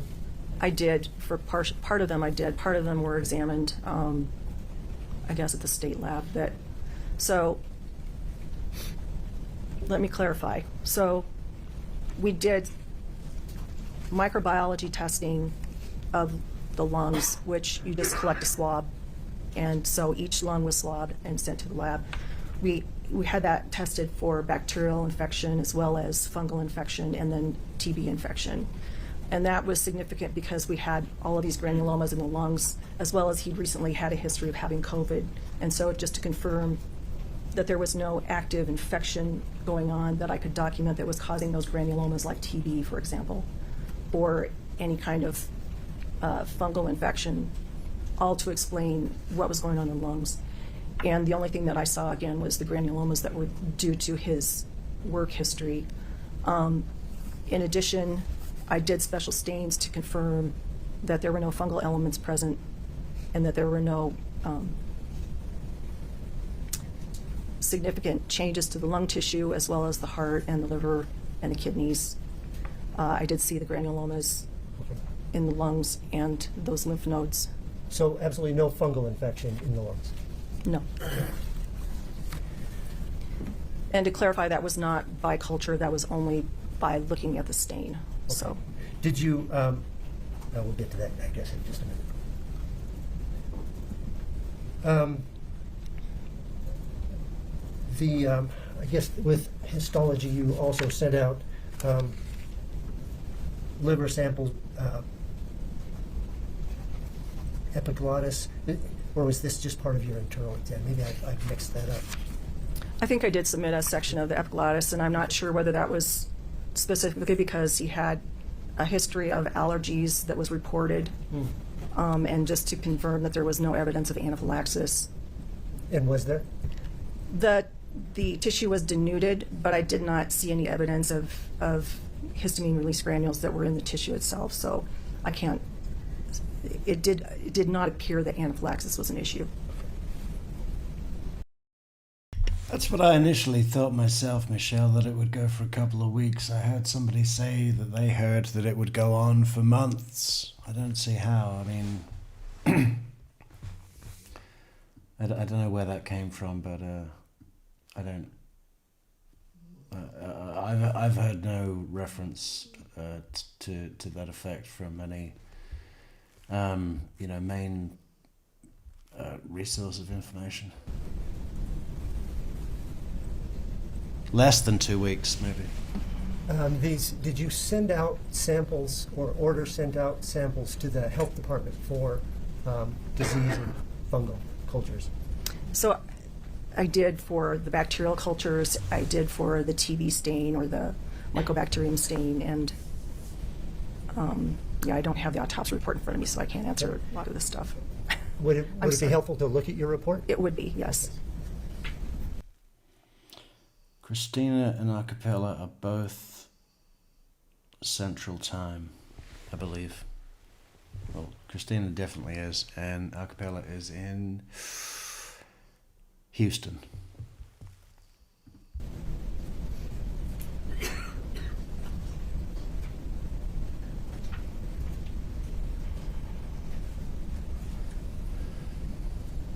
Five weeks. Well, I'm not doing this for 5 weeks. It's not commercially viable, you know. I've been so focused on just getting the structure so that we can start at the same time every day. And I know we're only on the second day. But I've kind of forgotten to think, is this commercially viable? There's 30 people in the chat. 37. Ooh. But when we do Granny Guthrie, 8,000. So, you know, I don't know. I kind of like it, getting into it, but is it commercially viable? I need to remember that is an important thing. It's a huge investment of time to do this trial, even for 2 fucking days. And yeah. And day 2 is pretty goddamn dry so far, isn't it?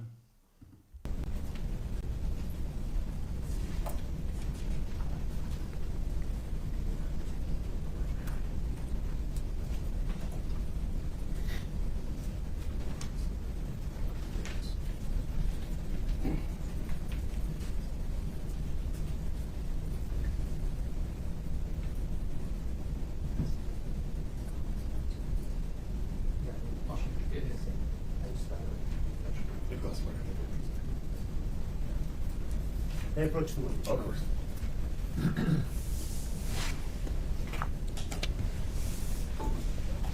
Does that look familiar to you? Yes, this is the report that was generated by myself after the autopsy examination was performed on Mr. Richens. Can you find the portion of your report where you're talking about disease, the samples that you sent to the public health lab? So for the public health lab, we did an Auramine O stain, which is a special stain that they do looking for acid-fast bacteria, and that's to help rule out tuberculosis, which again would be something that would cause that type of granuloma pattern on the lungs, and that was negative as reported by them because they observed it. I did not look at that particular slide. In addition, we did bacterial cultures, again on the right and left lung. Those grew up multiple organisms, and when I see that, usually what it means is it's just normal flora from the respiratory tree, and then as you are dead, these organisms just continue to grow inside your body, and so you will see more of them show up with these postmortem cultures. If the person was dead from a specific bacterial infection, say like streptococcal pneumonia or something like that, you should predominantly just see the streptococcal bacteria and not all of this other stuff quite as broadly. So that just looked like postmortem change. And then we did a blood bacterial culture, which also, it came back no growth, and so there was no evidence of any kind of sepsis. The COVID swab for SARS-CoV-2, which is the organism name, that was positive. So he did test positive for COVID, and my understanding is that he had been sick with COVID-like symptoms, more of like a cold, recently prior to his death. But at the time of autopsy, he did not show any evidence of like pneumonia that we would normally see for someone who's dying from COVID. Your Honor, there's a good little portion left. I wanted to know, based on time, if this was, could we break and return to Dr. Ulmer, or would it be? Any objection, Mr. Ramos? No, everybody would like that. Okay. I need you to sit tight for just a moment, if you don't mind. Folks, let's take a lunch break. We have lunch for you. It's 12:10. Why don't we come back at 12:45? Is that agreeable, counsel? Here's for the state. Judge, if I may, if you could get up just a little bit more, just give me an issue that would go with the expert. No problem. 1 o'clock? I'll take anything. Thank you, Judge. Okay. 1 p.m. We'll be back on the record. I appreciate it. Please stand for the jury.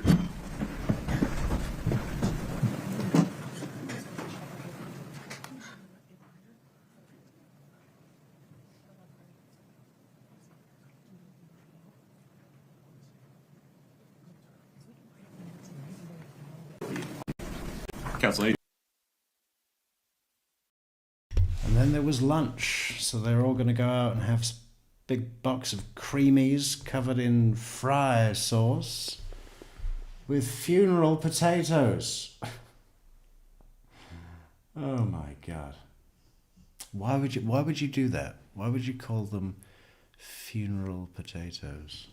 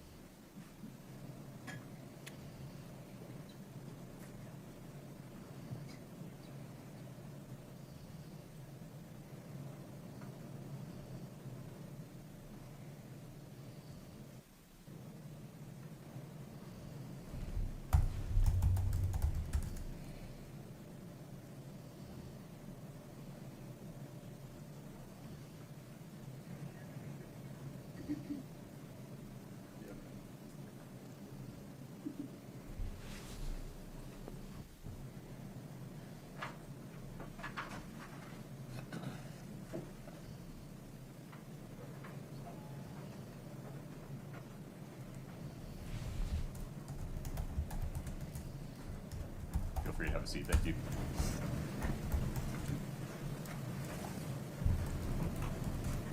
All right, folks, have a seat. Mr. Burmester, please proceed. Thank you, Your Honor. Dr. Ulmer, when we last left off, we were talking about the results from the Public Health Department. Yes. Neighboring the Public Health Department is the tox lab. My understanding is there was you had sent a vitreous sample to the tox lab for testing there. It was routine to send vitreous samples to the state toxicology lab for volatile testing, which would be looking for various alcohols, like alcohol that you would ingest, like ethyl alcohol or methanol or other alcohols that could be determined whether that would participate in the cause of death or not. The vitreous fluid is from the eyes? That's correct. Okay. So in this case, did you get a result back from them? If I can get that report back, that would be helpful. But my recollection was that the vitreous fluid was negative for any type of volatiles.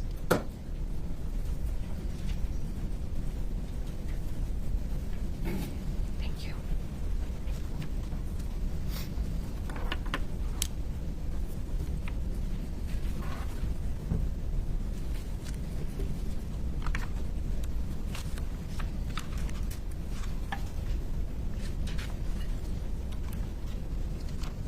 Yes, it's none detected for ethanol, acetone, isopropanol, or methanol. Okay. Is there something important about vitreous versus blood with regards to alcohol that you're aware of? Well, it's multiple things, actually. For one thing, it's kind of a sequestered area. You don't have direct blood flow to that area, so things just kind of pass through the membranes as opposed to having direct blood flow. And so it's kind of protected and it's delayed. And so, like, if you're comparing like a blood alcohol to the vitreous alcohol, the blood alcohol will be different than the vitreous alcohol depending on whether the alcohol is going up or going down in the intoxication time frame. I see. And then also because it's protected, you're less likely to have bacterial contamination of the vitreous fluid because some bacteria produce alcohols during decomposition, so you have more of this sequestered environment. Okay, so a more perfect record, so to speak. Yes. So did you, you also sent out samples to NMS labs? That's correct. And what is NMS labs to your knowledge? I'm sorry? What is NMS labs to your knowledge? I mean, They're a reference laboratory that does toxicology testing. So they do clinical toxicology as well as forensic toxicology. And we were using them at that time for any of our more complicated cases. I see. Okay, and so you send it, and this lab is located in a different state or something? That's correct. I believe it's in Pennsylvania. I see. Did you get a result from them? I did. And what information did you get? So the primary information was that there was a fentanyl level of 15 and a norfentanyl level of 3.3, and those are both in nanograms per mil. Additional information that was not confirmed but still indicated presence was naloxone, caffeine, and 4-ANPP. Okay, so, and that's from the blood samples that were sent? Correct. I'm sorry, because we did two different stages of testing. Okay. So this was all of the blood testing, and then after I got this testing back and we decided we needed more information, then we also had testing performed on gastric contents. And the purpose of that was to, A, determine if there were any other drugs present in the stomach contents that weren't necessarily showing up in the blood test, and then B, to give an idea of where the fentanyl might be coming from, because the question would be, was it orally ingested or was it injected, or, you know, trying to narrow that down a little bit. Okay. And so that was part of the rationale for doing the gastric testing. Let's stick to the blood for a minute. First of all, where did you draw the blood? So initially they probably would have attempted to do a femoral stick, but because when you die and you start going through all of these changes that your body goes through after you're dead, the blood clots.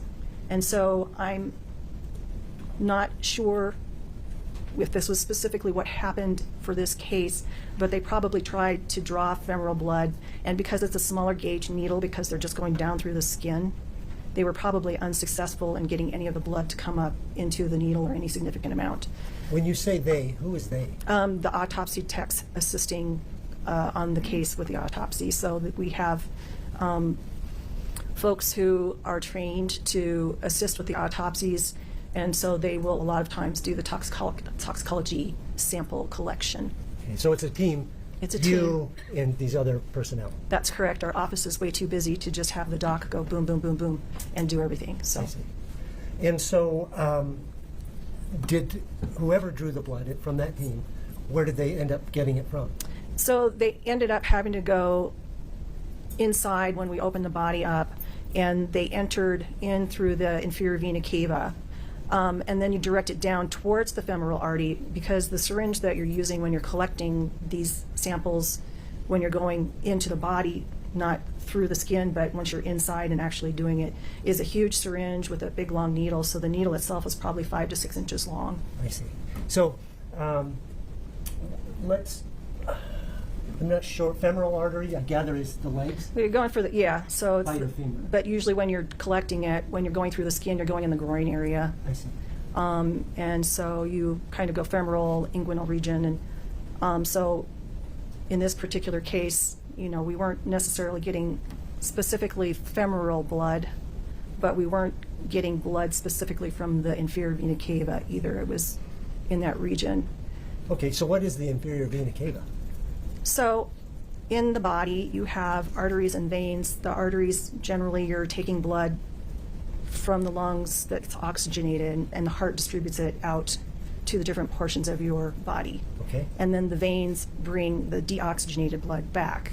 And so the best source for collecting toxicology samples See you later, Michelle. Thanks for stopping by. is peripheral blood, which is further away. Okay. And so when you're talking about the inferior vena cava, the leg veins come back and they connect in the middle, and this is the inferior vena cava that then eventually moves the blood back up to the heart. And so that's the process of bringing the peripheral blood then back up.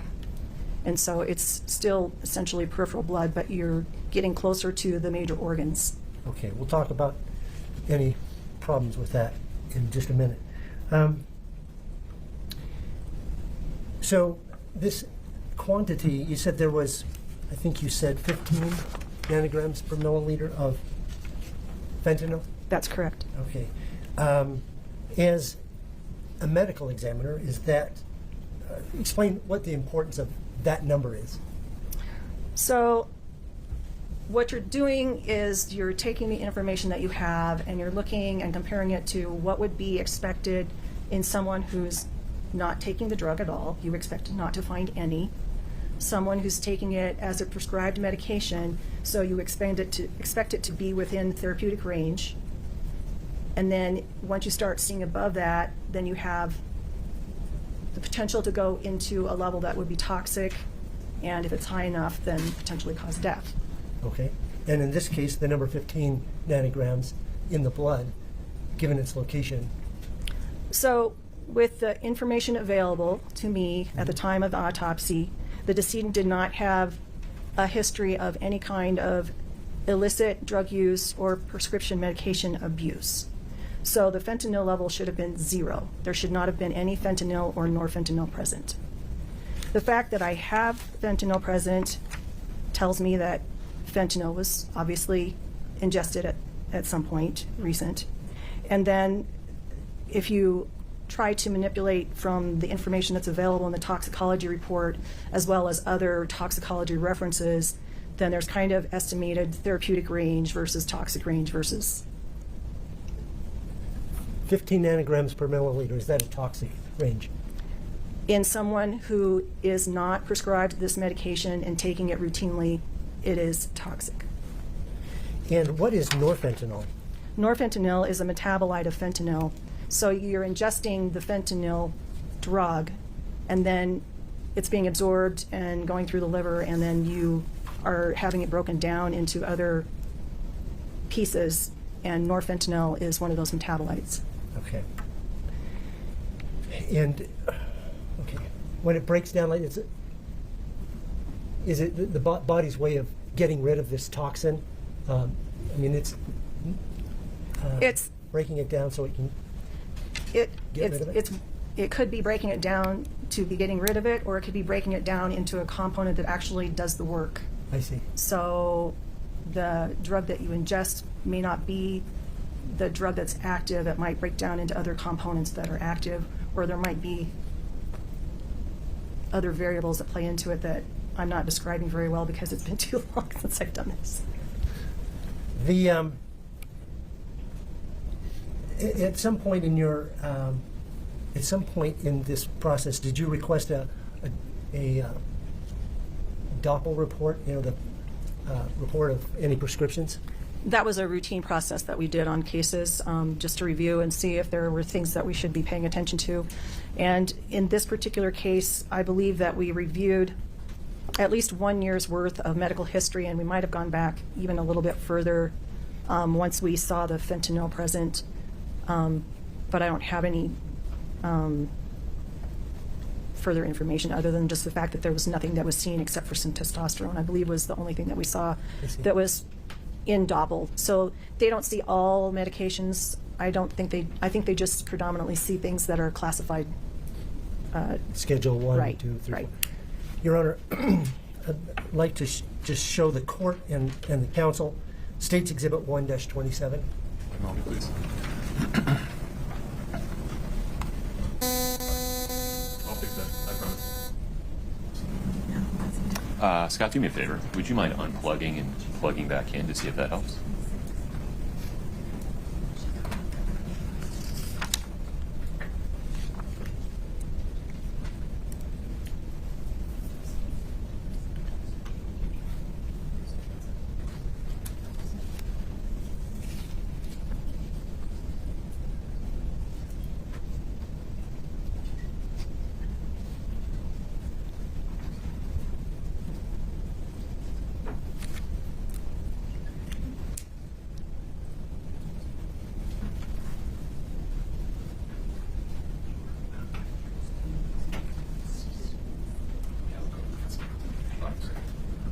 Thanks.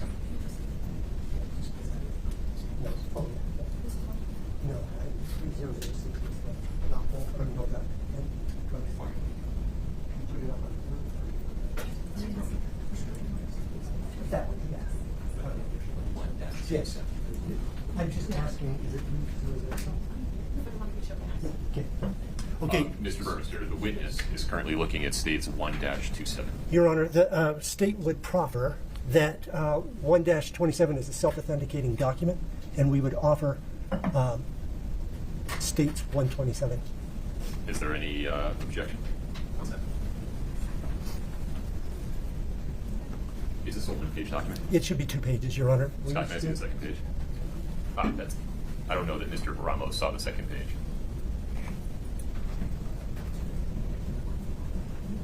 And you should take a look at the second page. Oh, sorry. Yeah.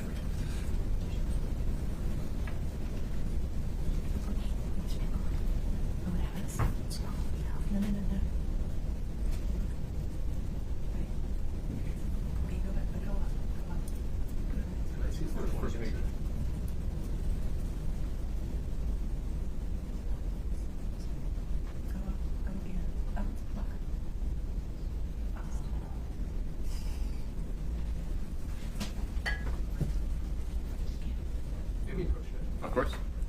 Oh, God. You know, I don't know what we're doing, really.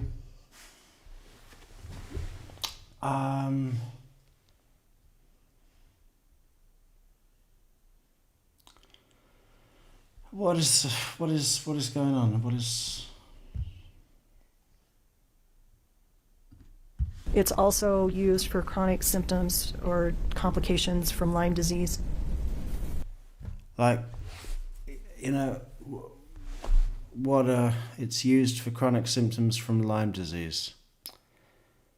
Yeah. Why are we watching this?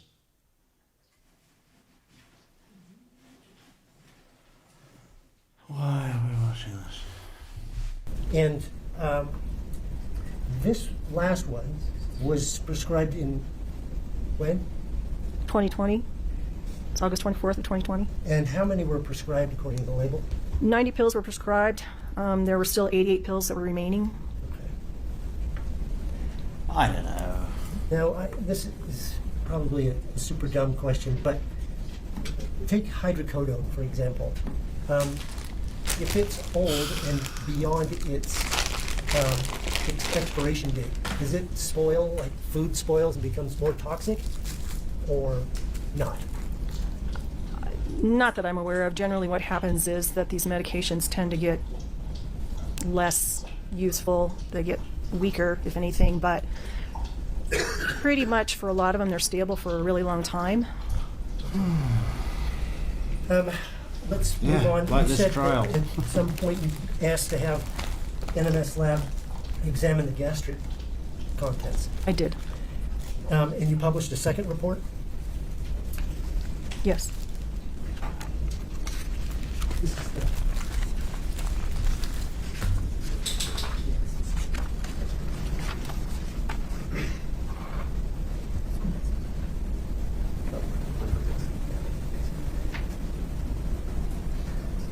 In case you have to, if you can't remember, oh, you've got gastric in the main one? I hope, well, the supplemental is attached with the Oh, don't do that. Fuck. original, so I got it. So, what was tested for out of the gastric contents? So again, it was for a complex toxicology panel that does, a wide range of drugs. And in this particular, so in the gastric contents, and I just have to be careful when I'm looking at this because they've combined both items into one report. So there was some ethanol present. That was 279 milligrams per deciliter. Okay, let's talk about that for just a second. Does that mean there was 279 milligrams per deciliter of vodka or beer in his stomach when they tested it? Well, it's not that simple because you have to take the volume of the gastric. Did you look for him? Should have asked that first. I'm sure they would have melted by then. And I know you've been retired. When did you retire? Better? Better.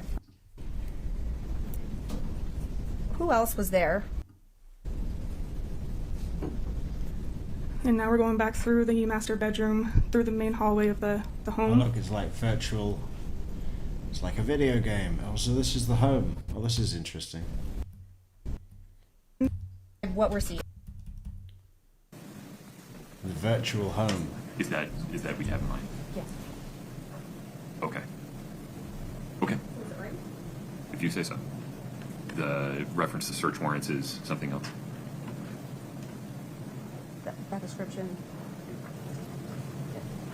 The description is wrong. No problem. Got it. 1-15D6, a 3D scan from Matterport, correct? Correct. Admitted. And published now? Yes, please. Okay. I believe it's up there already. My apologies. Keep going. And so, Ms. Gibson, Scott, you can go ahead and play the video, or the scan, I guess. As we're walking through, if you could just describe what we're seeing. So we're passing a couple of the kids' bedrooms. I believe this is Ashton's, and then it shows into Weston's room. And as the scan turns... I'm not a fan of diagonally placed doors in hallways. It is bad feng shui, it is bad energy, and it's just not nice.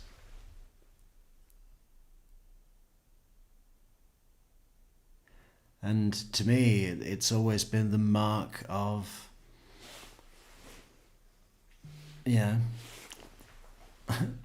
it's a space-saving, cost-cutting method, right? Building method. But you put it in a big old grand house. It just looks like you're trying to be something you're not, Because if you can really afford the big old grand house, then you can afford proper fucking doors, can't you? On the hallway. Not diagonal. No. You could see the shared bathroom. And It'll take you into the master bedroom. Horrible. You see that? It's like a hexagonal thing they got going on. Turns, you can Go see down the that kid, hallway. the shared bathroom. Horrible, look. And It's kind of a funny, this is digital, like computer, right? Computer generated, but it's still got a weird kind of lens. Fisheye. But still, this whole way is fucked. It would be horrible to live in this house. And horrible to live with carpet. You know? Who invented carpet and decided to put it in bathrooms? Oh. Like, who made that a thing? it'll take you into the master bedroom.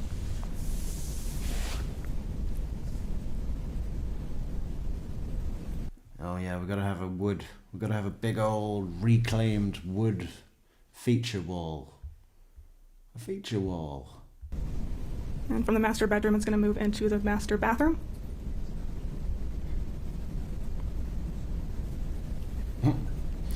I like the stairs for the dog. Look at this soap. Little dog stairs.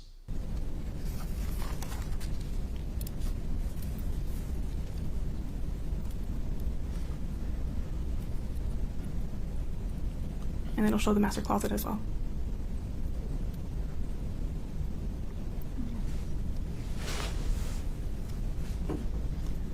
And now we're going back through the master bedroom, through the main hallway of the home.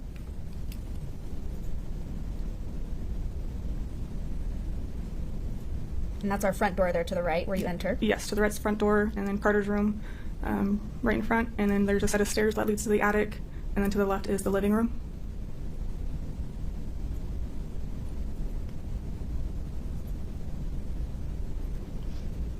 And now the living room's connected to the dining area and the kitchen. Horrible. Look at that. You see how the breakfast bar chairs, the backs of the breakfast bar chairs are too close to the backs of the dining chairs, so it's impossible to walk through that area. I mean, who would put the fucking table there? Terrible. And this whole thing about, diagonals. You see a lot of it in Portugal, right?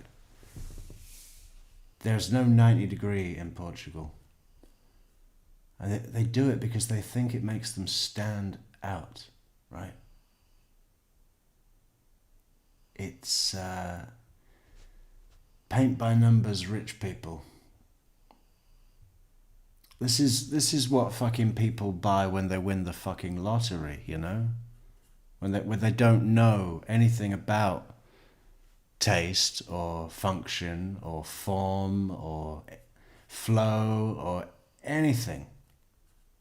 They just go, million. Is it a million? I want it to be a million. We see a black case on the countertop there. Was that your equipment? Yeah, that's what the Matterport was in.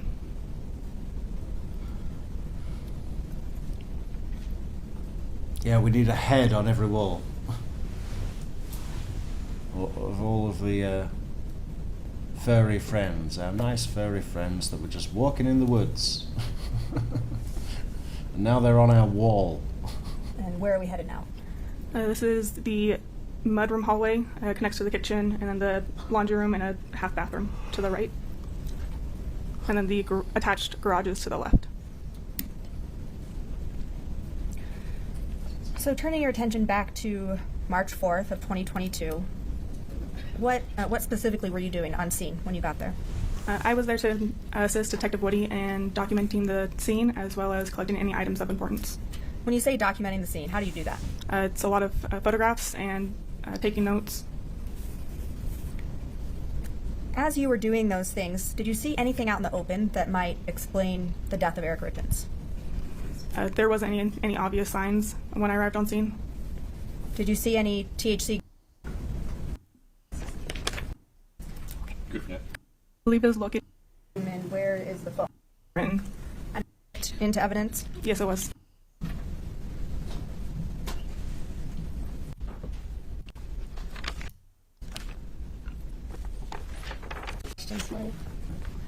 I assisted Detective O'Driscoll in the download. What do you mean you assisted? Describe that process. He started the download. It gave him an error, and then I assisted in doing some troubleshooting and starting the process of the download. And so, were you able to get a successful download of that blue iPhone? Yeah, it was. I was able to obtain the PIN code, and then Detective O'Driscoll finished it and obtained a download. And just to be sure, let's show the jury which item we're talking about so we don't get the phones confused. We're talking about Exhibit 9-4. Pops. Sit tight for just a moment. Required to give you these instructions, talk about it. Yeah, don't talk about the case. Same to you all as well. Don't talk about the case. Penalty of contempt. All right. Well, that was the end of day 2. A little dry. Well, yeah. So we.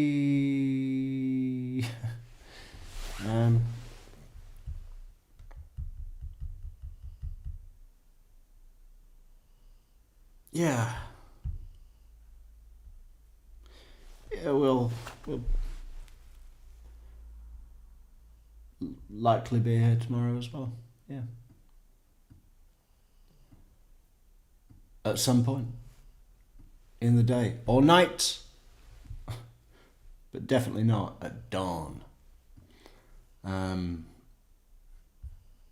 Okay, well, thank you for coming and being here and being so happy and